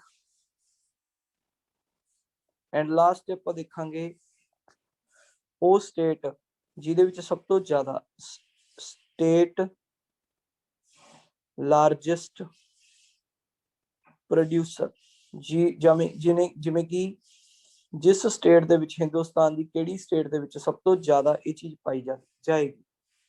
ਸੋ ਇਸ ਤਰ੍ਹਾਂ ਦਾ ਆਪਾਂ ਪੂਰੇ ਦਾ ਪੂਰਾ ਇੱਕ ਚਾਰਟ ਬਣਾਵਾਂਗੇ। ਇਸ ਚਾਰਟ ਦੇ ਵਿੱਚੋਂ ਤੁਹਾਨੂੰ ਡੈਫੀਨੇਟਲੀ ਐਗਜ਼ਾਮ ਦੇ ਵਿੱਚ ਕੁਐਸਚਨ ਦੇਖਣ ਨੂੰ ਮਿਲੇਗਾ। ਇਸ ਚਾਰਟ ਦੇ ਵਿੱਚ ਆਪਾਂ 10 ਤੋਂ 12 ਤਰ੍ਹਾਂ ਦੀਆਂ ਕ੍ਰੌਪਸ ਪੜਾਂਗੇ। ਹਰ ਇੱਕ ਕ੍ਰੌਪ ਨੂੰ ਕਿੰਨਾ ਕਿੰਨਾ ਰੇਨਫਾਲ ਦੀ ਜ਼ਰੂਰਤ ਹੈ, ਕਿੰਨੇ ਕਿੰਨੇ ਟੈਂਪਰੇਚਰ ਦੀ ਜ਼ਰੂਰਤ ਹੈ, ਕਿਹੜੇ ਕਿਹੜੇ ਮੌਸਮ ਦੇ ਵਿੱਚ ਇਹ ਫਸਲਾਂ ਵਾਹੀਆਂ ਜਾਂਦੀਆਂ ਨੇ, ਐਂਡ ਕਿਹੜਾ ਦੇਸ਼ ਹੈ ਜਿਹੜਾ ਉਹ ਫਸਲ ਦਾ ਸਭ ਤੋਂ ਜ਼ਿਆਦਾ ਲਾਰਜੈਸਟ ਪ੍ਰੋਡਿਊਸਰ ਹੈ। ਅਗਰ ਇੰਡੀਆ ਪਹਿਲੇ ਨੰਬਰ ਤੇ ਨਹੀਂ ਹੈ ਤਾਂ ਇੰਡੀਆ ਦਾ ਰੈਂਕ ਕਿੰਨਵਾਂ ਹੈ, ਔਰ ਇੰਡੀਆ ਦੀ ਕਿਹੜੀ ਐਸੀ ਸਟੇਟ ਹੈ ਜਿਹਦੇ ਵਿੱਚ ਸਭ ਤੋਂ ਜ਼ਿਆਦਾ ਇਸ ਚੀਜ਼ ਦੀ ਖੇਤੀ ਕੀਤੀ ਜਾਂਦੀ ਹੈ। ਮੈਂ ਸਭ ਤੋਂ ਪਹਿਲੀ ਐਗਜ਼ਾਮਪਲ ਦੇਣਾ। ਫਸਟ ਐਗਜ਼ਾਮਪਲ ਹੈ ਰਾਈਸ। ਸਭ ਤੋਂ ਪਹਿਲੀ ਜਿਹੜੀ ਫਸਲ ਹੈ ਉਸਦਾ ਨਾਮ ਕੀ ਹੈ? ਰਾਈਸ। ਹੁਣ ਰਾਈਸ ਦੀ ਗੱਲ ਕੀਤੀ ਜਾਵੇ ਤਾਂ ਰਾਈਸ ਨੂੰ ਦੇਖੋ ਜ਼ਿਆਦਾ ਮੀਂਹ ਦੀ ਜ਼ਰੂਰਤ ਹੈ। ਜੂਨ ਦੇ ਮਹੀਨੇ ਦੇ ਵਿੱਚ ਇਹ ਫਸਲ ਉਗਾਈ ਗਈ ਹੈ ਕਿਉਂਕਿ ਇਹਨੂੰ ਜ਼ਿਆਦਾ ਪਾਣੀ ਦੀ ਜ਼ਰੂਰਤ ਹੈ, ਨਹੀਂ ਤਾਂ ਆਪਾਂ ਨੂੰ ਪਾਣੀ ਹੈ ਜਿਹੜਾ ਸਮਰਸੀਬਲਾਂ ਜਾਂ ਮੋਟਰਾਂ ਰਾਹੀਂ ਦੇਣਾ ਪੈਂਦਾ ਹੈ। ਇਸ ਵਾਸਤੇ ਐਨੂਅਲ ਰੇਨਫਾਲ 100 ਸੈਂਟੀਮੀਟਰ ਚਾਹੀਦੀ ਹੈ। ਕਿੰਨੇ ਸੈਂਟੀਮੀਟਰ ਚਾਹੀਦੀ ਹੈ? 100 ਸੈਂਟੀਮੀਟਰ। ਔਰ ਰਾਈਸ ਨੂੰ ਬਣਨ ਵਾਸਤੇ ਟੈਂਪਰੇਚਰ ਕਿੰਨਾ ਚਾਹੀਦਾ? 21 ਤੋਂ 27 ਜਾਂ 21 ਤੋਂ 25 ਡਿਗਰੀ ਸੈਂਟੀਗ੍ਰੇਡ ਹੈ ਜਿਹੜਾ ਆਪਾਂ ਨੂੰ ਟੈਂਪਰੇਚਰ ਚਾਹੀਦਾ ਹੈ।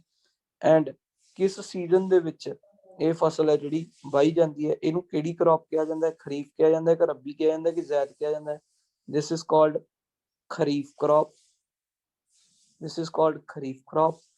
And ऐसा ਕਿਹੜਾ ਦੇਸ਼ ਹੈ ਜਿਹਦੇ ਵਿੱਚ ਸਭ ਤੋਂ ਜ਼ਿਆਦਾ ਚਾਵਲ ਦੀ ਉਪਜ ਹੁੰਦੀ ਹੈ? That is China. ਚਾਈਨਾ ਸਭ ਤੋਂ ਪਹਿਲੇ ਨੰਬਰ ਤੇ ਹੈ। ਐਂਡ ਇੰਡੀਆ ਦਾ ਰੈਂਕ ਕਿੰਨਵਾਂ ਹੈ? ਸੈਕਿੰਡ। ਦੂਜੇ ਨੰਬਰ ਤੇ ਸਭ ਤੋਂ ਜ਼ਿਆਦਾ ਚਾਵਲ ਇੰਡੀਆ ਦੇ ਵਿੱਚ ਹੈ। ਔਰ ਇੰਡੀਆ ਦੀ ਐਸੀ ਕਿਹੜੀ ਸਟੇਟ ਹੈ ਜਿੱਥੇ ਸਭ ਤੋਂ ਜ਼ਿਆਦਾ ਚਾਵਲ ਹੈ? That is called West Bengal. ਪੱਛਮ ਬੰਗਾਲ ਦੇ ਵਿੱਚ ਸਭ ਤੋਂ ਜ਼ਿਆਦਾ ਚਾਵਲ ਦੀ ਖੇਤੀ ਕੀਤੀ ਜਾਂਦੀ ਹੈ ਹਿੰਦੁਸਤਾਨ ਦੇ ਵਿੱਚ। ਸਭ ਤੋਂ ਪਹਿਲਾਂ ਤੁਸੀਂ ਕੀ ਲਿਖਿਆ? ਰਾਈਸ। ਰਾਈਸ ਕ੍ਰੌਪ ਦਾ ਨਾਮ ਹੋ ਗਿਆ ਰਾਈਸ। ਔਰ ਰਾਈਸ ਵਾਸਤੇ ਜਿਹੜੀ ਰੇਨਫਾਲ ਚਾਹੀਦੀ ਹੈ ਉਹ ਹੈਵੀ ਰੇਨਫਾਲ ਚਾਹੀਦੀ ਹੈ। ਮੈਂ ਤੁਹਾਨੂੰ ਰੇਨਫਾਲ ਖਾਈ ਹੈ ਕਿੰਨੀ? 100 ਸੈਂਟੀਮੀਟਰ। ਐਂਡ ਇੱਥੇ ਟੈਂਪਰੇਚਰ ਚੇਂਜ ਕਰਕੇ 25 ਡਿਗਰੀ ਕਰੋ। ਟੈਂਪਰੇਚਰ ਕਿੰਨਾ ਚਾਹੀਦਾ? 25 ਡਿਗਰੀ ਸੈਲਸੀਅਸ। ਇਹ ਕਿਹੜੀ ਕ੍ਰੌਪ ਹੈ? ਇਹ ਖਰੀਫ ਕ੍ਰੌਪ ਹੈ। ਇੱਕ ਸਭ ਤੋਂ ਜ਼ਿਆਦਾ ਜਿਹੜਾ ਲਾਰਜੈਸਟ ਪ੍ਰੋਡਿਊਸਰ ਹੈ ਉਹ ਕੌਣ ਹੈ? ਚਾਈਨਾ। ਇੰਡੀਆ ਦਾ ਰੈਂਕ ਕਿੰਨਵਾਂ? ਸੈਕਿੰਡ।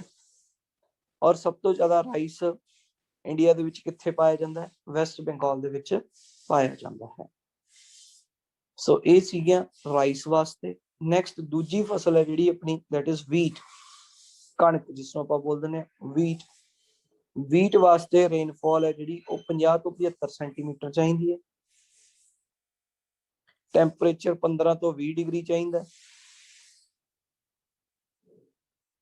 ਇੱਕ ਰੱਬੀ ਕ੍ਰੌਪ ਹੈ। ਸਭ ਤੋਂ ਪਹਿਲੇ ਨੰਬਰ ਤੇ ਟੌਪ ਪ੍ਰੋਡਿਊਸਰ ਕੰਟਰੀ ਚਾਈਨਾ ਹੈ। ਇੰਡੀਆ ਦਾ ਰੈਂਕ ਦੂਜੇ ਨੰਬਰ ਤੇ ਹੈ। ਔਰ ਸਭ ਤੋਂ ਜ਼ਿਆਦਾ ਹਿੰਦੁਸਤਾਨ ਦੇ ਵਿੱਚ ਉੱਤਰ ਪ੍ਰਦੇਸ਼ ਦੇ ਵਿੱਚ ਕਣਕ ਹੁੰਦੀ ਹੈ। ਸਭ ਤੋਂ ਜ਼ਿਆਦਾ ਕਣਕ ਕਿੱਥੇ ਹੈ? ਯੂਪੀ ਦੇ ਵਿੱਚ।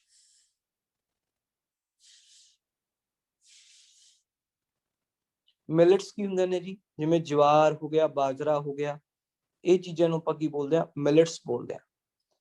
ਮਿਲਟਸ ਨੇ ਜਿਹੜੇ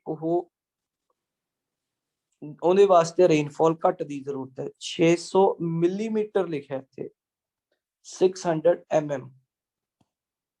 ਸੈਂਟੀਮੀਟਰ ਨਹੀਂ ਹੈਗਾ, ਇਹ ਮਿਲੀਮੀਟਰ ਹੈ। ਔਰ ਟੈਂਪਰੇਚਰ ਚਾਹੀਦਾ ਹਾਈ 26 ਤੋਂ 29 ਡਿਗਰੀ। 26 ਤੋਂ 29 ਡਿਗਰੀ। ਹੁਣ ਦੇਖੋ ਜੀ ਐਸੀ ਕਿਹੜੀ ਸਭ ਤੋਂ ਪਹਿਲਾਂ ਤਾਂ ਦੇਖੋ ਇਹ ਇੱਕ ਤਰ੍ਹਾਂ ਦੀ ਜ਼ਿਆਦਾਤਰ ਜਿਹੜੀਆਂ ਕ੍ਰੌਪਸ ਨੇ ਇਹ ਅਲੱਗ-ਅਲੱਗ ਮੌਸਮ ਦੇ ਵਿੱਚ ਮਿਲਟਸ ਬੀਜੇ ਜਾਂਦੇ ਨੇ। ਕਦੇ ਜਵਾਰ ਬੀਜਤਾ, ਕਦੇ ਬਾਜਰਾ ਬੀਜਤਾ, ਕਦੇ ਰਾਗੀ ਬੀਜਤੀ। ਇਹਦੇ ਵਾਸਤੇ ਟੈਂਪਰੇਚਰ ਜ਼ਿਆਦਾ ਚਾਹੀਦਾ, ਜਾਨੀ ਕਿ ਜ਼ਿਆਦਾ ਗਰਮੀ ਵਾਲਾ ਮੌਸਮ ਚਾਹੀਦਾ, ਰੇਨਫਾਲ ਘੱਟ ਚਾਹੀਦੀ ਹੈ। ਐਸੇ ਕਿਹੜੀ ਸਟੇਟ ਹੈ ਹਿੰਦੁਸਤਾਨ ਦੀ ਜਿੱਥੇ ਸਭ ਤੋਂ ਜ਼ਿਆਦਾ ਗਰਮੀ ਹੁੰਦੀ ਹੈ, ਗਰਮੀ ਜ਼ਿਆਦਾ ਹੁੰਦੀ ਹੈ, ਔਰ ਰੇਤਲੀ ਜ਼ਮੀਨ ਹੁੰਦੀ ਹੈ ਜਿੱਥੇ ਮਤਲਬ ਬਾਰਿਸ਼ ਘੱਟ ਹੁੰਦੀ ਹੈ? ਰਾਜਸਥਾਨ ਦੇ ਵਿੱਚ। ਠੀਕ ਹੈ ਜੀ।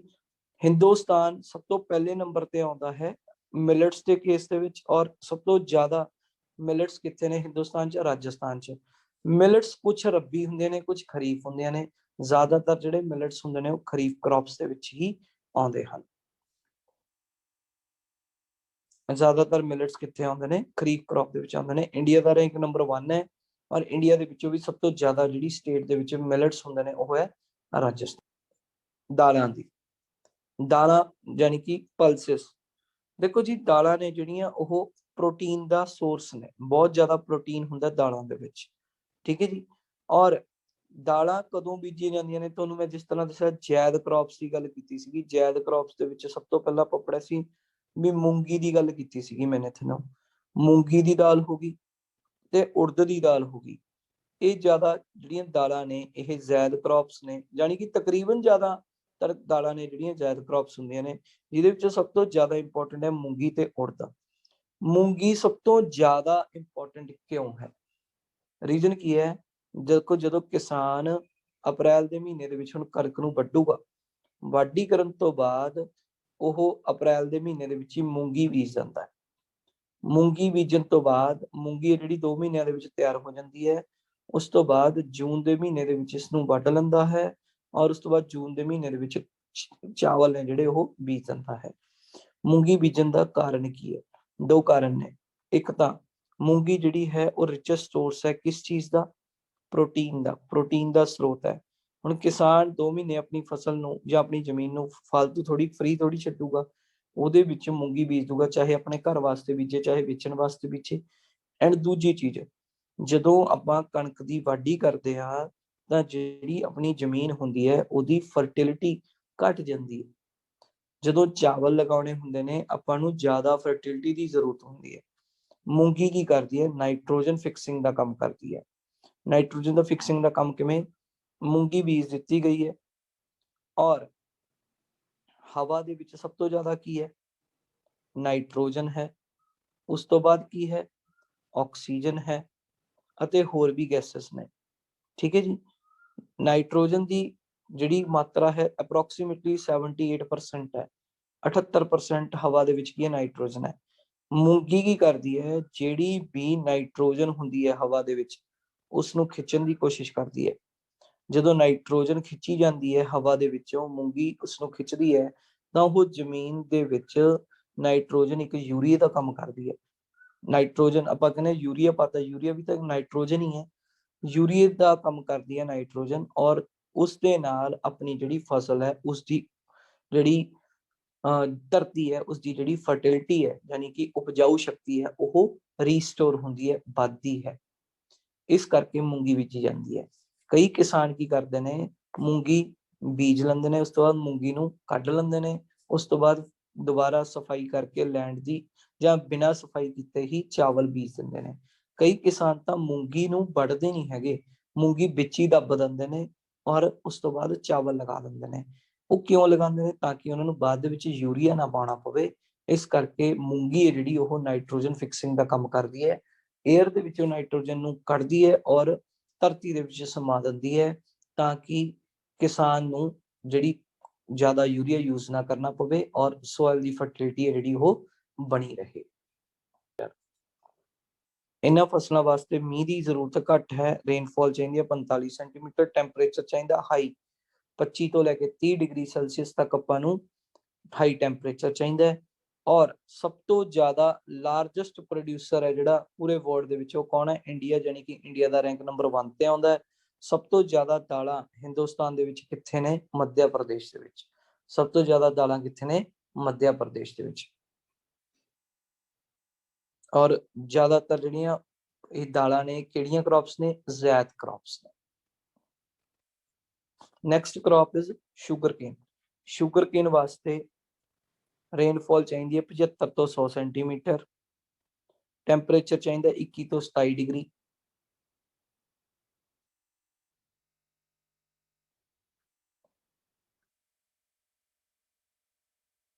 ਠੀਕ ਹੈ ਜੀ। ਔਰ ਹਿੰਦੁਸਤਾਨ ਦੂਜੇ ਨੰਬਰ ਤੇ ਹੈ। ਸਭ ਤੋਂ ਪਹਿਲੇ ਨੰਬਰ ਤੇ ਗੰਨੇ ਦੀ ਪੈਦਾਵਾਰ ਵਾਸਤੇ ਕੀ ਹੈ?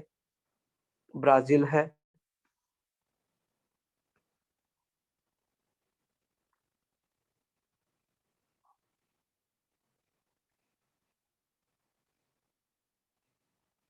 ਸ਼ੂਗਰ ਕੇਨ ਖਰੀਫ ਕ੍ਰੌਪ ਹੈ।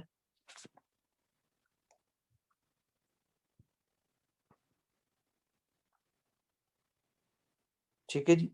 और हिंदुस्तान ਦੇ ਵਿੱਚ ਸਭ ਤੋਂ ਜ਼ਿਆਦਾ ਗੰਨਾ ਕਿੱਥੇ ਪਾਇਆ ਜਾਂਦਾ ਹੈ?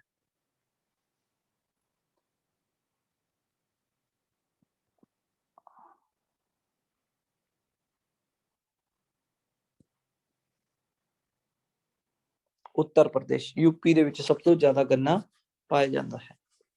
ਇੱਥੇ ਲਿਖਿਆ ਨਹੀਂ ਹੋਇਆ, ਤੁਸੀਂ ਨਾਲ ਐਡ ਕਰ ਲੈਣਾ ਹੈ। ਉੱਤਰ ਪ੍ਰਦੇਸ਼ ਦੇ ਵਿੱਚ ਸਭ ਤੋਂ ਜ਼ਿਆਦਾ ਗੰਨਾ ਹਿੰਦੁਸਤਾਨ ਦੇ ਵਿੱਚ ਪਾਇਆ ਜਾਂਦਾ ਹੈ। ਨਾਓ ਨੈਕਸਟ, ਸ਼ੂਗਰ ਕੇਨ ਤੋਂ ਬਾਅਦ ਆਉਂਦਾ ਜੀ ਆਪਣੇ ਕੋਲ ਆਇਲ ਸੀਡਸ। ਆਇਲ ਸੀਡਸ ਕੀ ਹੁੰਦੇ ਨੇ ਜੀ? ਉਹ ਦਾਣੇ ਜਾਂ ਉਹ ਫਸਲਾਂ ਜਿਨ੍ਹਾਂ ਤੋਂ ਆਪਾਂ ਤੇਲ ਲੈ ਸਕਦੇ ਹਾਂ, that is called oil seeds.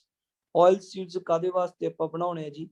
ਤਾਂ ਕਿ ਆਇਲ ਸੀਡਸ ਤੋਂ ਦੇਖੋ ਆਪਣਾ ਰਿਫਾਈਨਡ ਬਣਦਾ ਹੈ, ਆਇਲ ਸੀਡਸ ਤੋਂ ਆਪਣੀਆਂ ਸਾਬਣਾਂ ਬਣਦੀਆਂ ਨੇ, ਕਾਸਮੈਟਿਕ ਦੇ ਪ੍ਰੋਡਕਟਸ ਬਣਦੇ ਨੇ, ਤੇਲ ਬਣਦੇ ਨੇ ਜਾਂ ਕਰੀਮਾਂ ਬਣਦੀਆਂ ਨੇ। ਠੀਕ ਹੈ ਜੀ। ਮੂੰਗਫਲੀ ਦਾ ਤੇਲ ਹੋ ਗਿਆ, ਸਰੋਂ ਦਾ ਤੇਲ ਹੋ ਗਿਆ, ਸੋਇਆਬੀਨ ਦਾ ਤੇਲ ਹੋ ਗਿਆ, ਅਲਸੀ ਦਾ ਤੇਲ ਹੋ ਗਿਆ, ਕਾਟਨ ਸੀਡ ਜਿੱਥੋਂ ਆਪਾਂ ਰਿਫਾਈਨਡ ਤਿਆਰ ਕਰਦੇ ਹਾਂ, ਸੀਸਮ ਤਿਲਾਂ ਦਾ ਤੇਲ ਹੋ ਗਿਆ, ਸੂਰਜਮੁਖੀ ਦਾ ਤੇਲ ਹੋ ਗਿਆ। ਇਹ ਸਾਰੀਆਂ ਚੀਜ਼ਾਂ ਆਪਣੇ ਖਾਣ ਵਾਸਤੇ ਆਪਾਂ ਨੂੰ ਜ਼ਰੂਰਤ ਹੁੰਦੀ ਹੈ ਜਾਂ ਆਪਾਂ ਨੂੰ ਅਪਾਇੰਟਮੈਂਟਸ ਬਣਾਉਣ ਵਾਸਤੇ ਜ਼ਰੂਰਤ ਹੁੰਦੀ ਹੈ। ਇਸ ਕਰਕੇ ਆਪਾਂ ਤੇਲਾਂ ਵਾਲੀਆਂ ਫਸਲਾਂ ਦੀ ਖੇਤੀ ਕਰਦੇ ਹਾਂ। ਰੇਨਫਾਲ ਕਿੰਨੀ ਚਾਹੀਦੀ ਹੈ? 50 ਤੋਂ 72 ਸੈਂਟੀਮੀਟਰ। ਔਰ ਟੈਂਪਰੇਚਰ ਚਾਹੀਦਾ 20 ਤੋਂ 30 ਡਿਗਰੀ ਸੈਲਸੀਅਸ। ਹਿੰਦੁਸਤਾਨ ਪਹਿਲੇ ਨੰਬਰ ਤੇ ਆਉਂਦਾ। ਇੰਡੀਆ ਲਾਰਜੈਸਟ ਪ੍ਰੋਡਿਊਸਰ ਹੈ ਆਇਲ ਸੀਡਸ ਦਾ। ਔਰ ਸਭ ਤੋਂ ਜ਼ਿਆਦਾ ਆਇਲ ਸੀਡਸ ਕਿੱਥੇ ਨੇ? ਮੱਧ ਪ੍ਰਦੇਸ਼ ਦੇ ਵਿੱਚ ਨੇ। ਇੰਡੀਆ ਦਾ ਰੈਂਕ ਪਹਿਲਾ ਆ ਗਿਆ। ਠੀਕ ਹੈ ਜੀ। ਐਂਡ ਇੱਥੇ ਤੁਸੀਂ ਸੀਜ਼ਨ ਨਹੀਂ ਲਿਖਣਾ, ਕਿਉਂਕਿ ਕੁਝ ਆਇਲ ਸੀਡਸ ਖਰੀਫ ਨੇ, ਕੁਝ ਆਇਲ ਸੀਡਸ ਕੀ ਨੇ? ਰੱਬੀ ਨੇ। ਇਸ ਕਰਕੇ ਨਾ ਤੁਸੀਂ ਖਰੀਫ ਲਿਖਣਾ ਹੈ, ਨਾ ਹੀ ਤੁਸੀਂ ਰੱਬੀ ਲਿਖਣਾ ਹੈ। ਇਹਨੂੰ ਛੱਡ ਦਿਓ ਇਸੇ ਤਰ੍ਹਾਂ। ਨੈਕਸਟ ਹੈ ਜੀ ਚਾਹ ਪੱਤੀ, ਟੀ। ਚਾਹ ਪੱਤੀ ਇੱਕ ਐਸੀ ਫਸਲ ਹੈ ਜਿਹਦੀ ਜਿਹੜੀ ਬਣਤਰ ਨੂੰ ਸਾਲ ਲੱਗ ਜਾਂਦਾ ਹੈ, ਪੂਰਾ ਸਾਲ ਚਾਹ ਪੱਤੀ ਚੱਲਦੀ ਹੈ। ਚਾਹ ਪੱਤੀ ਵਾਸਤੇ ਰੇਨਫਾਲ ਆਪਾਂ ਨੂੰ ਜ਼ਿਆਦਾ ਚਾਹੀਦੀ ਹੈ, 150 ਤੋਂ 200 ਸੈਂਟੀਮੀਟਰ। ਟੈਂਪਰੇਚਰ ਚਾਹੀਦਾ 21 ਤੋਂ 29 ਡਿਗਰੀ ਟੈਂਪਰੇਚਰ ਚਾਹੀਦਾ ਆਪਾਂ ਨੂੰ। ਸਭ ਤੋਂ ਜ਼ਿਆਦਾ ਚਾਹ ਕਿੱਥੇ ਹੈ ਜੀ? ਚਾਈਨਾ ਦੇ ਵਿੱਚ ਹੈ। ਸਭ ਤੋਂ ਜ਼ਿਆਦਾ ਚਾਹ ਕਿੱਥੇ? ਚਾਈਨਾ 'ਚ। ਇੰਡੀਆ ਦਾ ਕਿੰਨਾਵਾਂ ਰੈਂਕ ਹੈ? ਦੂਜਾ। ਔਰ ਹਿੰਦੁਸਤਾਨ ਦੇ ਵਿੱਚ ਸਭ ਤੋਂ ਜ਼ਿਆਦਾ ਚਾਹ ਕਿੱਥੇ ਹੈ? ਅਸਾਮ ਦੇ ਵਿੱਚ। ਸਭ ਤੋਂ ਜ਼ਿਆਦਾ ਚਾਹ ਕਿੱਥੇ ਹੈ? ਅਸਾਮ ਦੇ ਵਿੱਚ। ਦੇਖੋ ਜੀ, ਨਾ ਮੈਂ ਇਹਨੂੰ ਰੱਬੀ ਕਹੂੰਗਾ, ਨਾ ਮੈਂ ਇਹਨੂੰ ਖਰੀਫ ਕਹੂੰਗਾ, ਕਿਉਂਕਿ ਇਹ ਪੂਰੇ ਦਾ ਪੂਰਾ ਸਾਲ ਚੱਲਦੀ ਹੈ। ਪੂਰੇ ਦਾ ਪੂਰਾ ਸਾਲ ਚੱਲਦੀ ਹੈ ਤਾਂ ਇਹਦਾ ਮਤਲਬ ਇਹ ਦੋਨੋਂ ਸੀਜ਼ਨ ਕਵਰ ਕਰਦੀ ਹੈ, ਤਿੰਨੋਂ ਸੀਜ਼ਨ ਕਵਰ ਕਰਦੀ ਹੈ। ਨਾ ਮੈਂ ਇਹਨੂੰ ਜ਼ਾਇਦ ਕਹੂੰਗਾ, ਇਸ ਲਈ ਕੁਝ ਲਿਖਣ ਦੀ ਲੋੜ ਨਹੀਂ। ਚਾਹ ਪੱਤੀ ਦੇ ਵਿੱਚ ਇੰਨਾ ਹੀ। ਨੈਕਸਟ ਆ ਗਈ ਜੀ ਕੌਫੀ। ਕੌਫੀ ਵੀ ਐਸੀ ਹੀ ਫਸਲ ਹੈ ਜਿਹਦੇ ਵਿੱਚ ਟੈਂਪਰੇਚਰ ਆਪਾਂ ਨੂੰ 15 ਤੋਂ 28 ਡਿਗਰੀ ਚਾਹੀਦਾ ਹੈ, ਪਰੰਤੂ ਰੇਨਫਾਲ ਜ਼ਿਆਦਾ ਚਾਹੀਦੀ ਹੈ, 150 ਤੋਂ 250 ਸੈਂਟੀਮੀਟਰ। ਸਭ ਤੋਂ ਜ਼ਿਆਦਾ ਜਿਹੜੀ ਕੌਫੀ ਹੈ ਉਹ ਬ੍ਰਾਜ਼ੀਲ ਦੇ ਵਿੱਚ ਹੈ। ਸਭ ਤੋਂ ਜ਼ਿਆਦਾ ਕੌਫੀ ਕਿੱਥੇ ਹੈ? ਬ੍ਰਾਜ਼ੀਲ ਦੇ ਵਿੱਚ ਹੈ। ਐਂਡ ਦੂਜੇ ਨੰਬਰ ਤੇ ਸੌਰੀ 6ਵੇਂ ਨੰਬਰ ਤੇ ਰੈਂਕ ਆਉਂਦਾ ਜੀ ਇੰਡੀਆ ਦਾ। ਇੰਡੀਆ ਦਾ ਕੌਫੀ ਦੇ ਮਾਮਲੇ ਦੇ ਵਿੱਚ 6ਵੇਂ ਨੰਬਰ ਤੇ ਰੈਂਕ ਆਉਂਦਾ। ਔਰ ਇੰਡੀਆ ਦੇ ਵਿੱਚ ਸਭ ਤੋਂ ਜ਼ਿਆਦਾ ਕੌਫੀ ਕਿੱਥੇ ਪਾਈ ਜਾਂਦੀ ਹੈ? ਕਰਨਾਟਕਾ 'ਚ। ਇੰਡੀਆ 'ਚ ਸਭ ਤੋਂ ਜ਼ਿਆਦਾ ਕੌਫੀ ਕਿੱਥੇ ਪਾਈ ਜਾਂਦੀ ਹੈ? ਕਰਨਾਟਕਾ 'ਚ। ਇਹਨੂੰ ਵੀ ਨਾ ਖਰੀਫ ਲਿਖਣਾ ਨਾ ਰੱਬੀ ਲਿਖਣਾ, ਕਿਉਂਕਿ ਇਹਨੂੰ ਵੀ ਪੂਰਾ ਸਾਲ ਲੱਗ ਜਾਂਦਾ ਬਣਦੇ ਬਣਦੇ, ਤਿਆਰ ਹੁੰਦੇ ਹੁੰਦੇ। ਇਹ ਐਸੀਆਂ ਕ੍ਰੌਪਸ ਨੇ, ਚਾਹ ਪੱਤੀ ਤੇ ਕੌਫੀ ਐਸੀਆਂ ਕ੍ਰੌਪਸ ਨੇ ਜਿਨ੍ਹਾਂ ਨੂੰ ਰੇਨਫਾਲ ਤਾਂ ਜ਼ਿਆਦਾ ਚਾਹੀਦੀ ਹੈ, ਬਹੁਤ ਜ਼ਿਆਦਾ ਬਾਰਿਸ਼ ਚਾਹੀਦੀ ਹੈ, ਪਰੰਤੂ ਪਾਣੀ ਖੜਨਾ ਨਹੀਂ ਚਾਹੀਦਾ। ਅਗਰ ਪਾਣੀ ਖੜ ਗਿਆ ਤਾਂ ਇਹਦਾ ਕੌਫੀ ਦਾ ਜਿਹੜਾ ਬੀ ਹੈ ਉਹ ਖਰਾਬ ਹੋ ਜਾਂਦਾ। ਪਾਣੀ ਖੜਨਾ ਨਹੀਂ ਚਾਹੀਦਾ, ਪਾਣੀ ਜ਼ਿਆਦਾ ਚਾਹੀਦਾ, ਪਰੰਤੂ ਪਾਣੀ ਖੜਨਾ ਨਹੀਂ ਚਾਹੀਦਾ। ਨੈਕਸਟ ਆ ਜਾਂਦਾ ਜੀ ਆਪਣੇ ਕੋਲ ਹਾਰਟੀਕਲਚਰ। ਅਗਲੀ ਚੀਜ਼ ਲਿਖੋ ਹਾਰਟੀਕਲਚਰ। ਹਾਰਟੀਕਲਚਰ 'ਚ ਕੀ ਆ ਜਾਂਦਾ? ਫੁੱਲ ਆ ਜਾਂਦੇ ਨੇ, ਫਲ ਆ ਜਾਂਦੇ ਨੇ, ਸਬਜ਼ੀਆਂ ਆ ਜਾਂਦੀਆਂ ਨੇ। ਦੇਖੋ ਕਿਸੇ ਫੁੱਲ ਨੂੰ ਦੀ ਪੈਦਾਵਾਰ ਕਦੋਂ ਕੀਤੀ ਜਾਂਦੀ ਹੈ, ਕਦੋਂ ਉਹ ਤਿਆਰ ਹੁੰਦਾ ਹੈ। ਕੋਈ ਫੁੱਲ ਕਿਸ ਮੌਸਮ 'ਚ ਤਿਆਰ ਹੁੰਦਾ ਹੈ, ਕੋਈ ਸਬਜ਼ੀ ਕਿਸ ਮੌਸਮ 'ਚ ਤਿਆਰ ਹੁੰਦੀ ਹੈ। ਇਹਦਾ ਮਤਲਬ ਟੈਂਪਰੇਚਰ ਅਤੇ ਰੇਨਫਾਲ ਹੈ ਜਿਹੜਾ ਉਹ ਅਲੱਗ-ਅਲੱਗ ਫੁੱਲਾਂ, ਅਲੱਗ-ਅਲੱਗ ਫਲਾਂ ਵਾਸਤੇ, ਅਲੱਗ-ਅਲੱਗ ਸਬਜ਼ੀਆਂ ਵਾਸਤੇ ਵੇਰੀ ਕਰਦਾ ਰਹਿੰਦਾ, ਵੈਰਾਈਟੀ ਟੂ ਵੈਰਾਈਟੀ। ਨਾ ਤੁਸੀਂ ਟੈਂਪਰੇਚਰ ਲਿਖਣਾ ਹੈ, ਨਾ ਤੁਸੀਂ ਰੇਨਫਾਲ ਲਿਖਣੀ ਹੈ, ਸਿਰਫ ਇਹ ਲਿਖਣਾ ਹੈ। ਨਾ ਹੀ ਤੁਸੀਂ ਇਹ ਲਿਖਣਾ ਵੀ ਨਾ ਇਹ ਰੱਬੀ ਹੈ ਜਾਂ ਖਰੀਫ ਹੈ, ਕਿਉਂਕਿ ਅਲੱਗ-ਅਲੱਗ ਫਸਲਾਂ, ਅਲੱਗ-ਅਲੱਗ ਸਬਜ਼ੀਆਂ ਅਲੱਗ-ਅਲੱਗ ਮੌਸਮ ਦੇ ਵਿੱਚ ਪਾਈਆਂ ਜਾਂਦੀਆਂ ਨੇ, ਬੀਜੀਆਂ ਜਾਂਦੀਆਂ ਨੇ, ਵਾਢੀ ਕੀਤੀ ਜਾਂਦੀ ਹੈ। ਤੁਸੀਂ ਸਿਰਫ ਇੰਨਾ ਧਿਆਨ ਰੱਖਣਾ ਹੈ ਕਿ ਹਾਰਟੀਕਲਚਰ ਦੇ ਮਾਮਲੇ ਦੇ ਵਿੱਚ ਚਾਈਨਾ ਪਹਿਲੇ ਨੰਬਰ ਤੇ ਹੈ ਔਰ ਇੰਡੀਆ ਦਾ ਰੈਂਕ ਦੂਜੇ ਨੰਬਰ ਤੇ ਹੈ। ਔਰ ਸਭ ਤੋਂ ਜ਼ਿਆਦਾ ਫਲ, ਫੁੱਲ, ਜਿਹੜੀਆਂ ਸਬਜ਼ੀਆਂ ਨੇ ਸਭ ਤੋਂ ਜ਼ਿਆਦਾ ਪੈਦਾਵਾਰ ਆਂਧਰਾ ਪ੍ਰਦੇਸ਼ 'ਚ ਕੀਤੀ ਜਾਂਦੀ ਹੈ ਹਿੰਦੁਸਤਾਨ ਦੇ ਵਿੱਚ।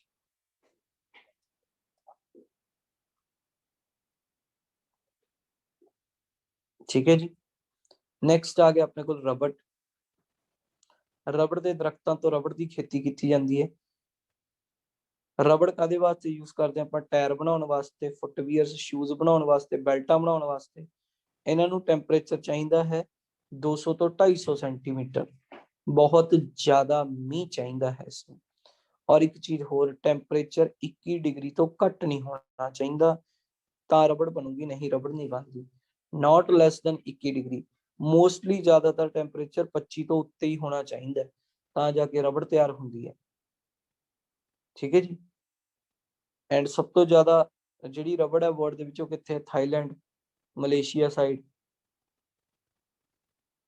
ਇੰਡੀਆ ਦਾ ਰੈਂਕ ਹੈ ਜਿਹੜਾ ਉਹ ਚੌਥੇ ਨੰਬਰ ਤੇ ਹੈ।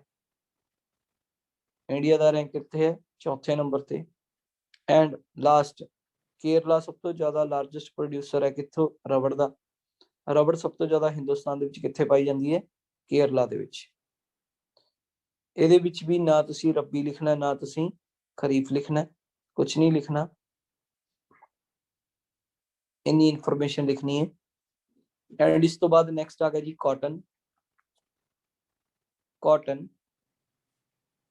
ਕਾਟਨ ਦੀ ਗੱਲ ਕੀਤੀ ਜਾਵੇ ਤਾਂ ਕਾਟਨ ਯਾਨੀ ਕਿ ਕਪਾਹ 55 ਤੋਂ 100 ਸੈਂਟੀਮੀਟਰ ਇਸਨੂੰ ਟੈਂਪਰੇਚਰ ਚਾਹੀਦਾ ਹੈ। 55 ਤੋਂ 100 ਸੈਂਟੀਮੀਟਰ ਇਸਨੂੰ ਟੈਂਪਰੇਚਰ ਰੇਨਫਾਲ ਚਾਹੀਦੀ ਹੈ, ਸੌਰੀ ਟੈਂਪਰੇਚਰ ਚਾਹੀਦਾ 21 ਤੋਂ 27 ਡਿਗਰੀ। ਰੇਨਫਾਲ ਚਾਹੀਦੀ ਹੈ 21 ਤੋਂ 27 ਡਿਗਰੀ। ਔਰ ਸਭ ਤੋਂ ਜ਼ਿਆਦਾ ਕਾਟਨ ਕਿੱਥੇ ਹੈ? ਚਾਈਨਾ 'ਚ। ਸਭ ਤੋਂ ਜ਼ਿਆਦਾ ਕਾਟਨ ਕਿੱਥੇ ਹੈ? ਚਾਈਨਾ 'ਚ।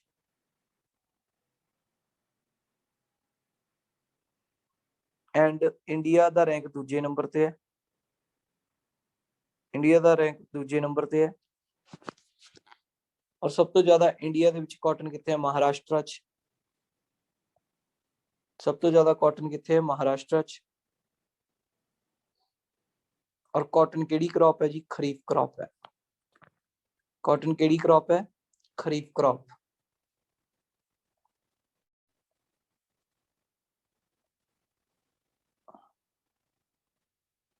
ਇਸ ਤੋਂ ਬਾਅਦ ਨੈਕਸਟ ਆ ਜਾਂਦਾ ਜੀ ਆਪਣੇ ਕੋਲ ਜੂਟ। ਲਾਸਟ ਹੈ ਜੀ ਇਹ ਜੂਟ।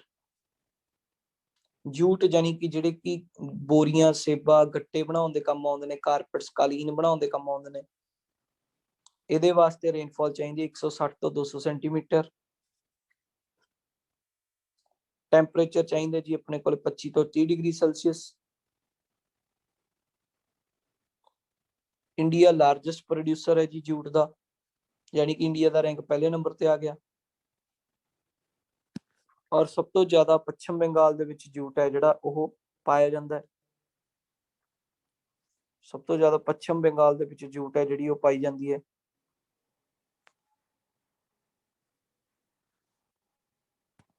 ਜੂਟ ਵੀ ਕੀ ਹੈ ਜੀ? ਇੱਕ ਖਰੀਫ ਕ੍ਰੌਪ ਹੈ।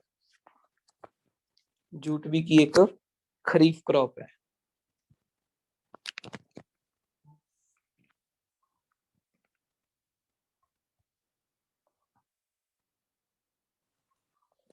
फर्स्ट क्वेश्चन है जी, the crop which required water logging for its cultivation.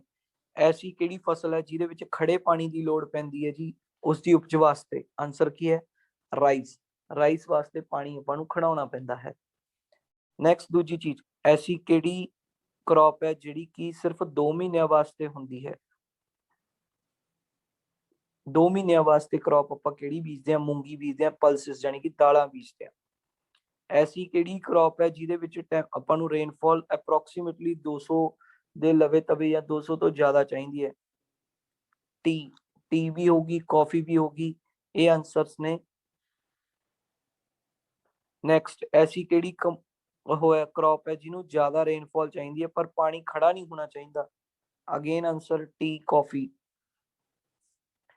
ਐਸੀ ਕਿਹੜੀ ਕ੍ਰੌਪ ਹੈ ਜਿਹਦੇ ਵਿੱਚ ਸਭ ਤੋਂ ਜ਼ਿਆਦਾ ਏਰੀਆ ਕਵਰ ਕਰਦੀ ਹੈ ਹਿੰਦੁਸਤਾਨ ਦਾ? ਯਾਨੀ ਕਿ ਹਿੰਦੁਸਤਾਨ ਦੇ ਵਿੱਚ ਜਿੰਨੀਆਂ ਵੀ ਤਰ੍ਹਾਂ ਦੀਆਂ ਖੇਤੀਆਂ ਹੁੰਦੀਆਂ ਨੇ ਸਭ ਤੋਂ ਜ਼ਿਆਦਾ ਇਸ ਚੀਜ਼ ਦੀ ਖੇਤੀ ਮਤਲਬ ਮੈਕਸਿਮਮ ਏਰੀਆ 'ਚ ਕੀਤੀ ਜਾਂਦੀ ਹੈ। ਚਾਵਲ ਸਭ ਤੋਂ ਜ਼ਿਆਦਾ ਮੈਕਸਿਮਮ ਲਗਾਏ ਜਾਂਦੇ ਨੇ ਇੰਡੀਆ ਦੇ ਵਿੱਚ। ਇੰਡੀਆ ਦੇ ਵਿੱਚ ਸਭ ਤੋਂ ਜ਼ਿਆਦਾ ਲਾਰਜੈਸਟ ਪ੍ਰੋਡਕਸ਼ਨ ਕਿਸ ਚੀਜ਼ ਦੀ ਹੁੰਦੀ ਹੈ? ਇਹ ਤਾਂ ਏਰੀਆ ਹੈ ਜਿਸ ਦੇ ਵਿੱਚ ਸਭ ਤੋਂ ਜ਼ਿਆਦਾ ਇਹ ਚੀਜ਼ ਲਗਾਈ ਜਾਂਦੀ ਹੈ ਚਾਵਲ ਦੀ, ਲੇਕਿਨ ਪੈਦਾਵਾਰ ਸਭ ਤੋਂ ਜ਼ਿਆਦਾ ਕਿਸ ਚੀਜ਼ ਦੀ ਜ਼ਿਆਦਾ ਹੁੰਦੀ ਹੈ? ਗੰਨੇ ਦੀ। ਐਸੀ ਸੀਰੀਅਲ ਕ੍ਰੌਪ, ਸੀਰੀਅਲ ਯਾਨੀ ਕਿ ਖਾਣ ਵਾਲੀ ਕ੍ਰੌਪ ਜਿਹਦੀ ਸਭ ਤੋਂ ਜ਼ਿਆਦਾ ਖੇਤੀ ਹੁੰਦੀ ਹੈ, ਆਲਰੇਡੀ ਆਪਾਂ ਡਿਸਕਸ ਕਰ ਚੁੱਕੇ ਹਾਂ, ਰਾਈਸ ਦੀ। ਲਾਸਟ ਵਾਲੇ ਦੋ ਕੁਐਸਚਨ ਸਭ ਤੋਂ ਜ਼ਿਆਦਾ ਇੰਪੋਰਟੈਂਟ ਨੇ। ਲਾਸਟ ਵਾਲੇ ਦੋ ਕੁਐਸਚਨਾਂ ਦੇ ਵਿੱਚ ਕੀ ਲਿਖਿਆ? ਐਸੀ ਕਿਹੜੀ ਕ੍ਰੌਪ ਹੈ ਜਿਹਦੀ ਸਭ ਤੋਂ ਜ਼ਿਆਦਾ ਹਾਈਐਸਟ ਪਰਸੈਂਟੇਜ ਹੈ ਇੰਪੋਰਟ ਦੀ, ਯਾਨੀ ਕਿ ਐਸੀ ਕਿਹੜੀ ਚੀਜ਼ ਹੈ ਜਿਹੜੀ ਆਪਾਂ ਬਾਹਰੋਂ ਫੋਰਨ ਕੰਟਰੀਜ਼ ਤੋਂ ਇੰਪੋਰਟ ਕਰ ਰਹੇ ਹਾਂ ਸਭ ਤੋਂ ਜ਼ਿਆਦਾ? Edible IELTS. ਤੁਸੀਂ ਦੇਖੋਗੇ ਤਾਂ ਜਿਹੜੇ ਮੈਂ ਤੁਹਾਨੂੰ ਆਇਲ ਸੀਡਸ ਲਿਖਵਾਇਆ ਟੇਬਲ ਦੇ ਵਿੱਚ, ਆਇਲ ਸੀਡਸ ਦੇ ਮਾਮਲੇ ਦੇ ਵਿੱਚ ਇੰਡੀਆ ਦਾ ਰੈਂਕ ਨੰਬਰ 1 ਹੈ। ਫਿਰ ਵੀ ਇੰਡੀਆ ਦੇ ਜਨਸੰਖਿਆ ਦੇ ਅਕੋਰਡਿੰਗ ਇੰਡੀਆ ਦੇ ਵਿੱਚ ਐਡੀਬਲ ਆਇਲਸ ਦੀ ਸੰਖਿਆ ਘੱਟ ਹੈ, ਬਾਹਰੋਂ ਇੰਪੋਰਟ ਕਰਨਾ ਪੈਂਦਾ ਹੈ। ਰੀਜ਼ਨ, ਤੇਲ ਵਾਲੀਆਂ ਚੀਜ਼ਾਂ ਚਾਹੇ ਹਿੰਦੁਸਤਾਨ 'ਚ ਜਿੰਨੀਆਂ ਮਰਜ਼ੀ ਨੇ, ਸਭ ਤੋਂ ਜ਼ਿਆਦਾ ਨੇ, ਪਰੰਤੂ ਫਿਰ ਵੀ ਇੰਡੀਆ ਦੇ ਵਿੱਚ ਡੇਲੀ ਰਸੋਈਆਂ ਦੇ ਵਿੱਚ ਤੜਕੇ ਲੱਗਦੇ ਨੇ, ਲੋਕ ਤੇਲ ਖਾਂਦੇ ਨੇ, ਤੇਲ ਲਗਾਉਂਦੇ ਨੇ, ਇਸ ਕਰਕੇ ਤੇਲ ਦੀ ਯੂਜ਼ੇਜ ਹੈ ਜਿਹੜੀ ਹਿੰਦੁਸਤਾਨ ਦੇ ਵਿੱਚ ਬਹੁਤ ਜ਼ਿਆਦਾ ਹੈ। ਤਾਂ ਕਰਕੇ ਆਪਣੇ ਦੇਸ਼ ਦੇ ਵਿੱਚ ਆਪਣੇ ਦੇਸ਼ ਦਾ ਤੇਲ ਹੈ ਜਿਹੜਾ ਉਹ ਪੂਰਤੀ ਨਹੀਂ ਕਰ ਪਾਉਂਦਾ, ਬਾਹਰੋਂ ਆਪਾਂ ਨੂੰ ਮੰਗਵਾਉਣਾ ਪੈਂਦਾ। ਐਂਡ ਲਾਸਟ, ਐਸੀ ਕਿਹੜੀ ਚੀਜ਼ ਹੈ ਜਿਹੜੀ ਆਪਾਂ ਸਭ ਤੋਂ ਜ਼ਿਆਦਾ ਇੰਡੀਆ ਤੋਂ ਫੋਰਨ ਦੇ ਵਿੱਚ ਐਕਸਪੋਰਟ ਕਰਦੇ ਹਾਂ, ਜਾਣੀ ਕਿ ਬਾਹਰ ਭੇਜਦੇ ਹਾਂ? ਇੰਡੀਆ ਦੇ ਵਿੱਚੋਂ ਚਾਵਲ ਸਭ ਤੋਂ ਜ਼ਿਆਦਾ ਐਕਸਪੋਰਟ ਹੋ ਕੇ ਬਾਹਰ ਜਾਂਦਾ ਹੈ। ਸੋ ਫਰੈਂਡਸ, ਇਹ ਸੀ ਅੱਜ ਆਪਣਾ ਐਗਰੀਕਲਚਰ ਦਾ ਪਹਿਲਾ ਭਾਗ, ਜਿਸ ਦੇ ਵਿੱਚ ਆਪਾਂ ਨੇ ਐਗਰੀਕਲਚਰ ਬਾਰੇ ਜਾਣਿਆ, ਐਗਰੀਕਲਚਰ ਹੁੰਦਾ ਕੀ ਹੈ, ਐਗਰੀਕਲਚਰ ਦੀਆਂ ਬ੍ਰਾਂਚਸ ਬਾਰੇ ਜਾਣਿਆ, ਐਗਰੀਕਲਚਰ ਦੇ ਮੌਸਮਾਂ ਬਾਰੇ ਜਾਣਿਆ। ਸੋ ਆਉਣ ਵਾਲੇ ਦੂਸਰੇ ਭਾਗ ਦੇ ਵਿੱਚ ਆਪਾਂ ਐਗਰੀਕਲਚਰ ਦੀ ਹੋਰ ਵਧੇਰੇ ਜਾਣਕਾਰੀ ਲਵਾਂਗੇ। ਤੁਹਾਡਾ ਇਸੇ ਤਰ੍ਹਾਂ ਅਗਰ ਪਿਆਰ ਬਣਿਆ ਰਿਹਾ ਤਾਂ ਮੈਂ ਇਸੇ ਤਰ੍ਹਾਂ ਤੁਹਾਡੇ ਲਈ ਵੀਡੀਓਜ਼ ਲੈ ਕੇ ਆਉਂਦਾ ਰਵਾਂਗਾ। ਮੇਰੇ YouTube ਚੈਨਲ ਨੂੰ ਸਬਸਕ੍ਰਾਈਬ ਕਰੋ ਅਤੇ ਜ਼ਿਆਦਾ ਤੋਂ ਜ਼ਿਆਦਾ ਆਪਣੇ ਫਰੈਂਡਸ ਦੇ ਨਾਲ ਸ਼ੇਅਰ ਕਰੋ। ਅੱਜ ਲਈ ਇੰਨਾ ਹੀ। Thank you so much.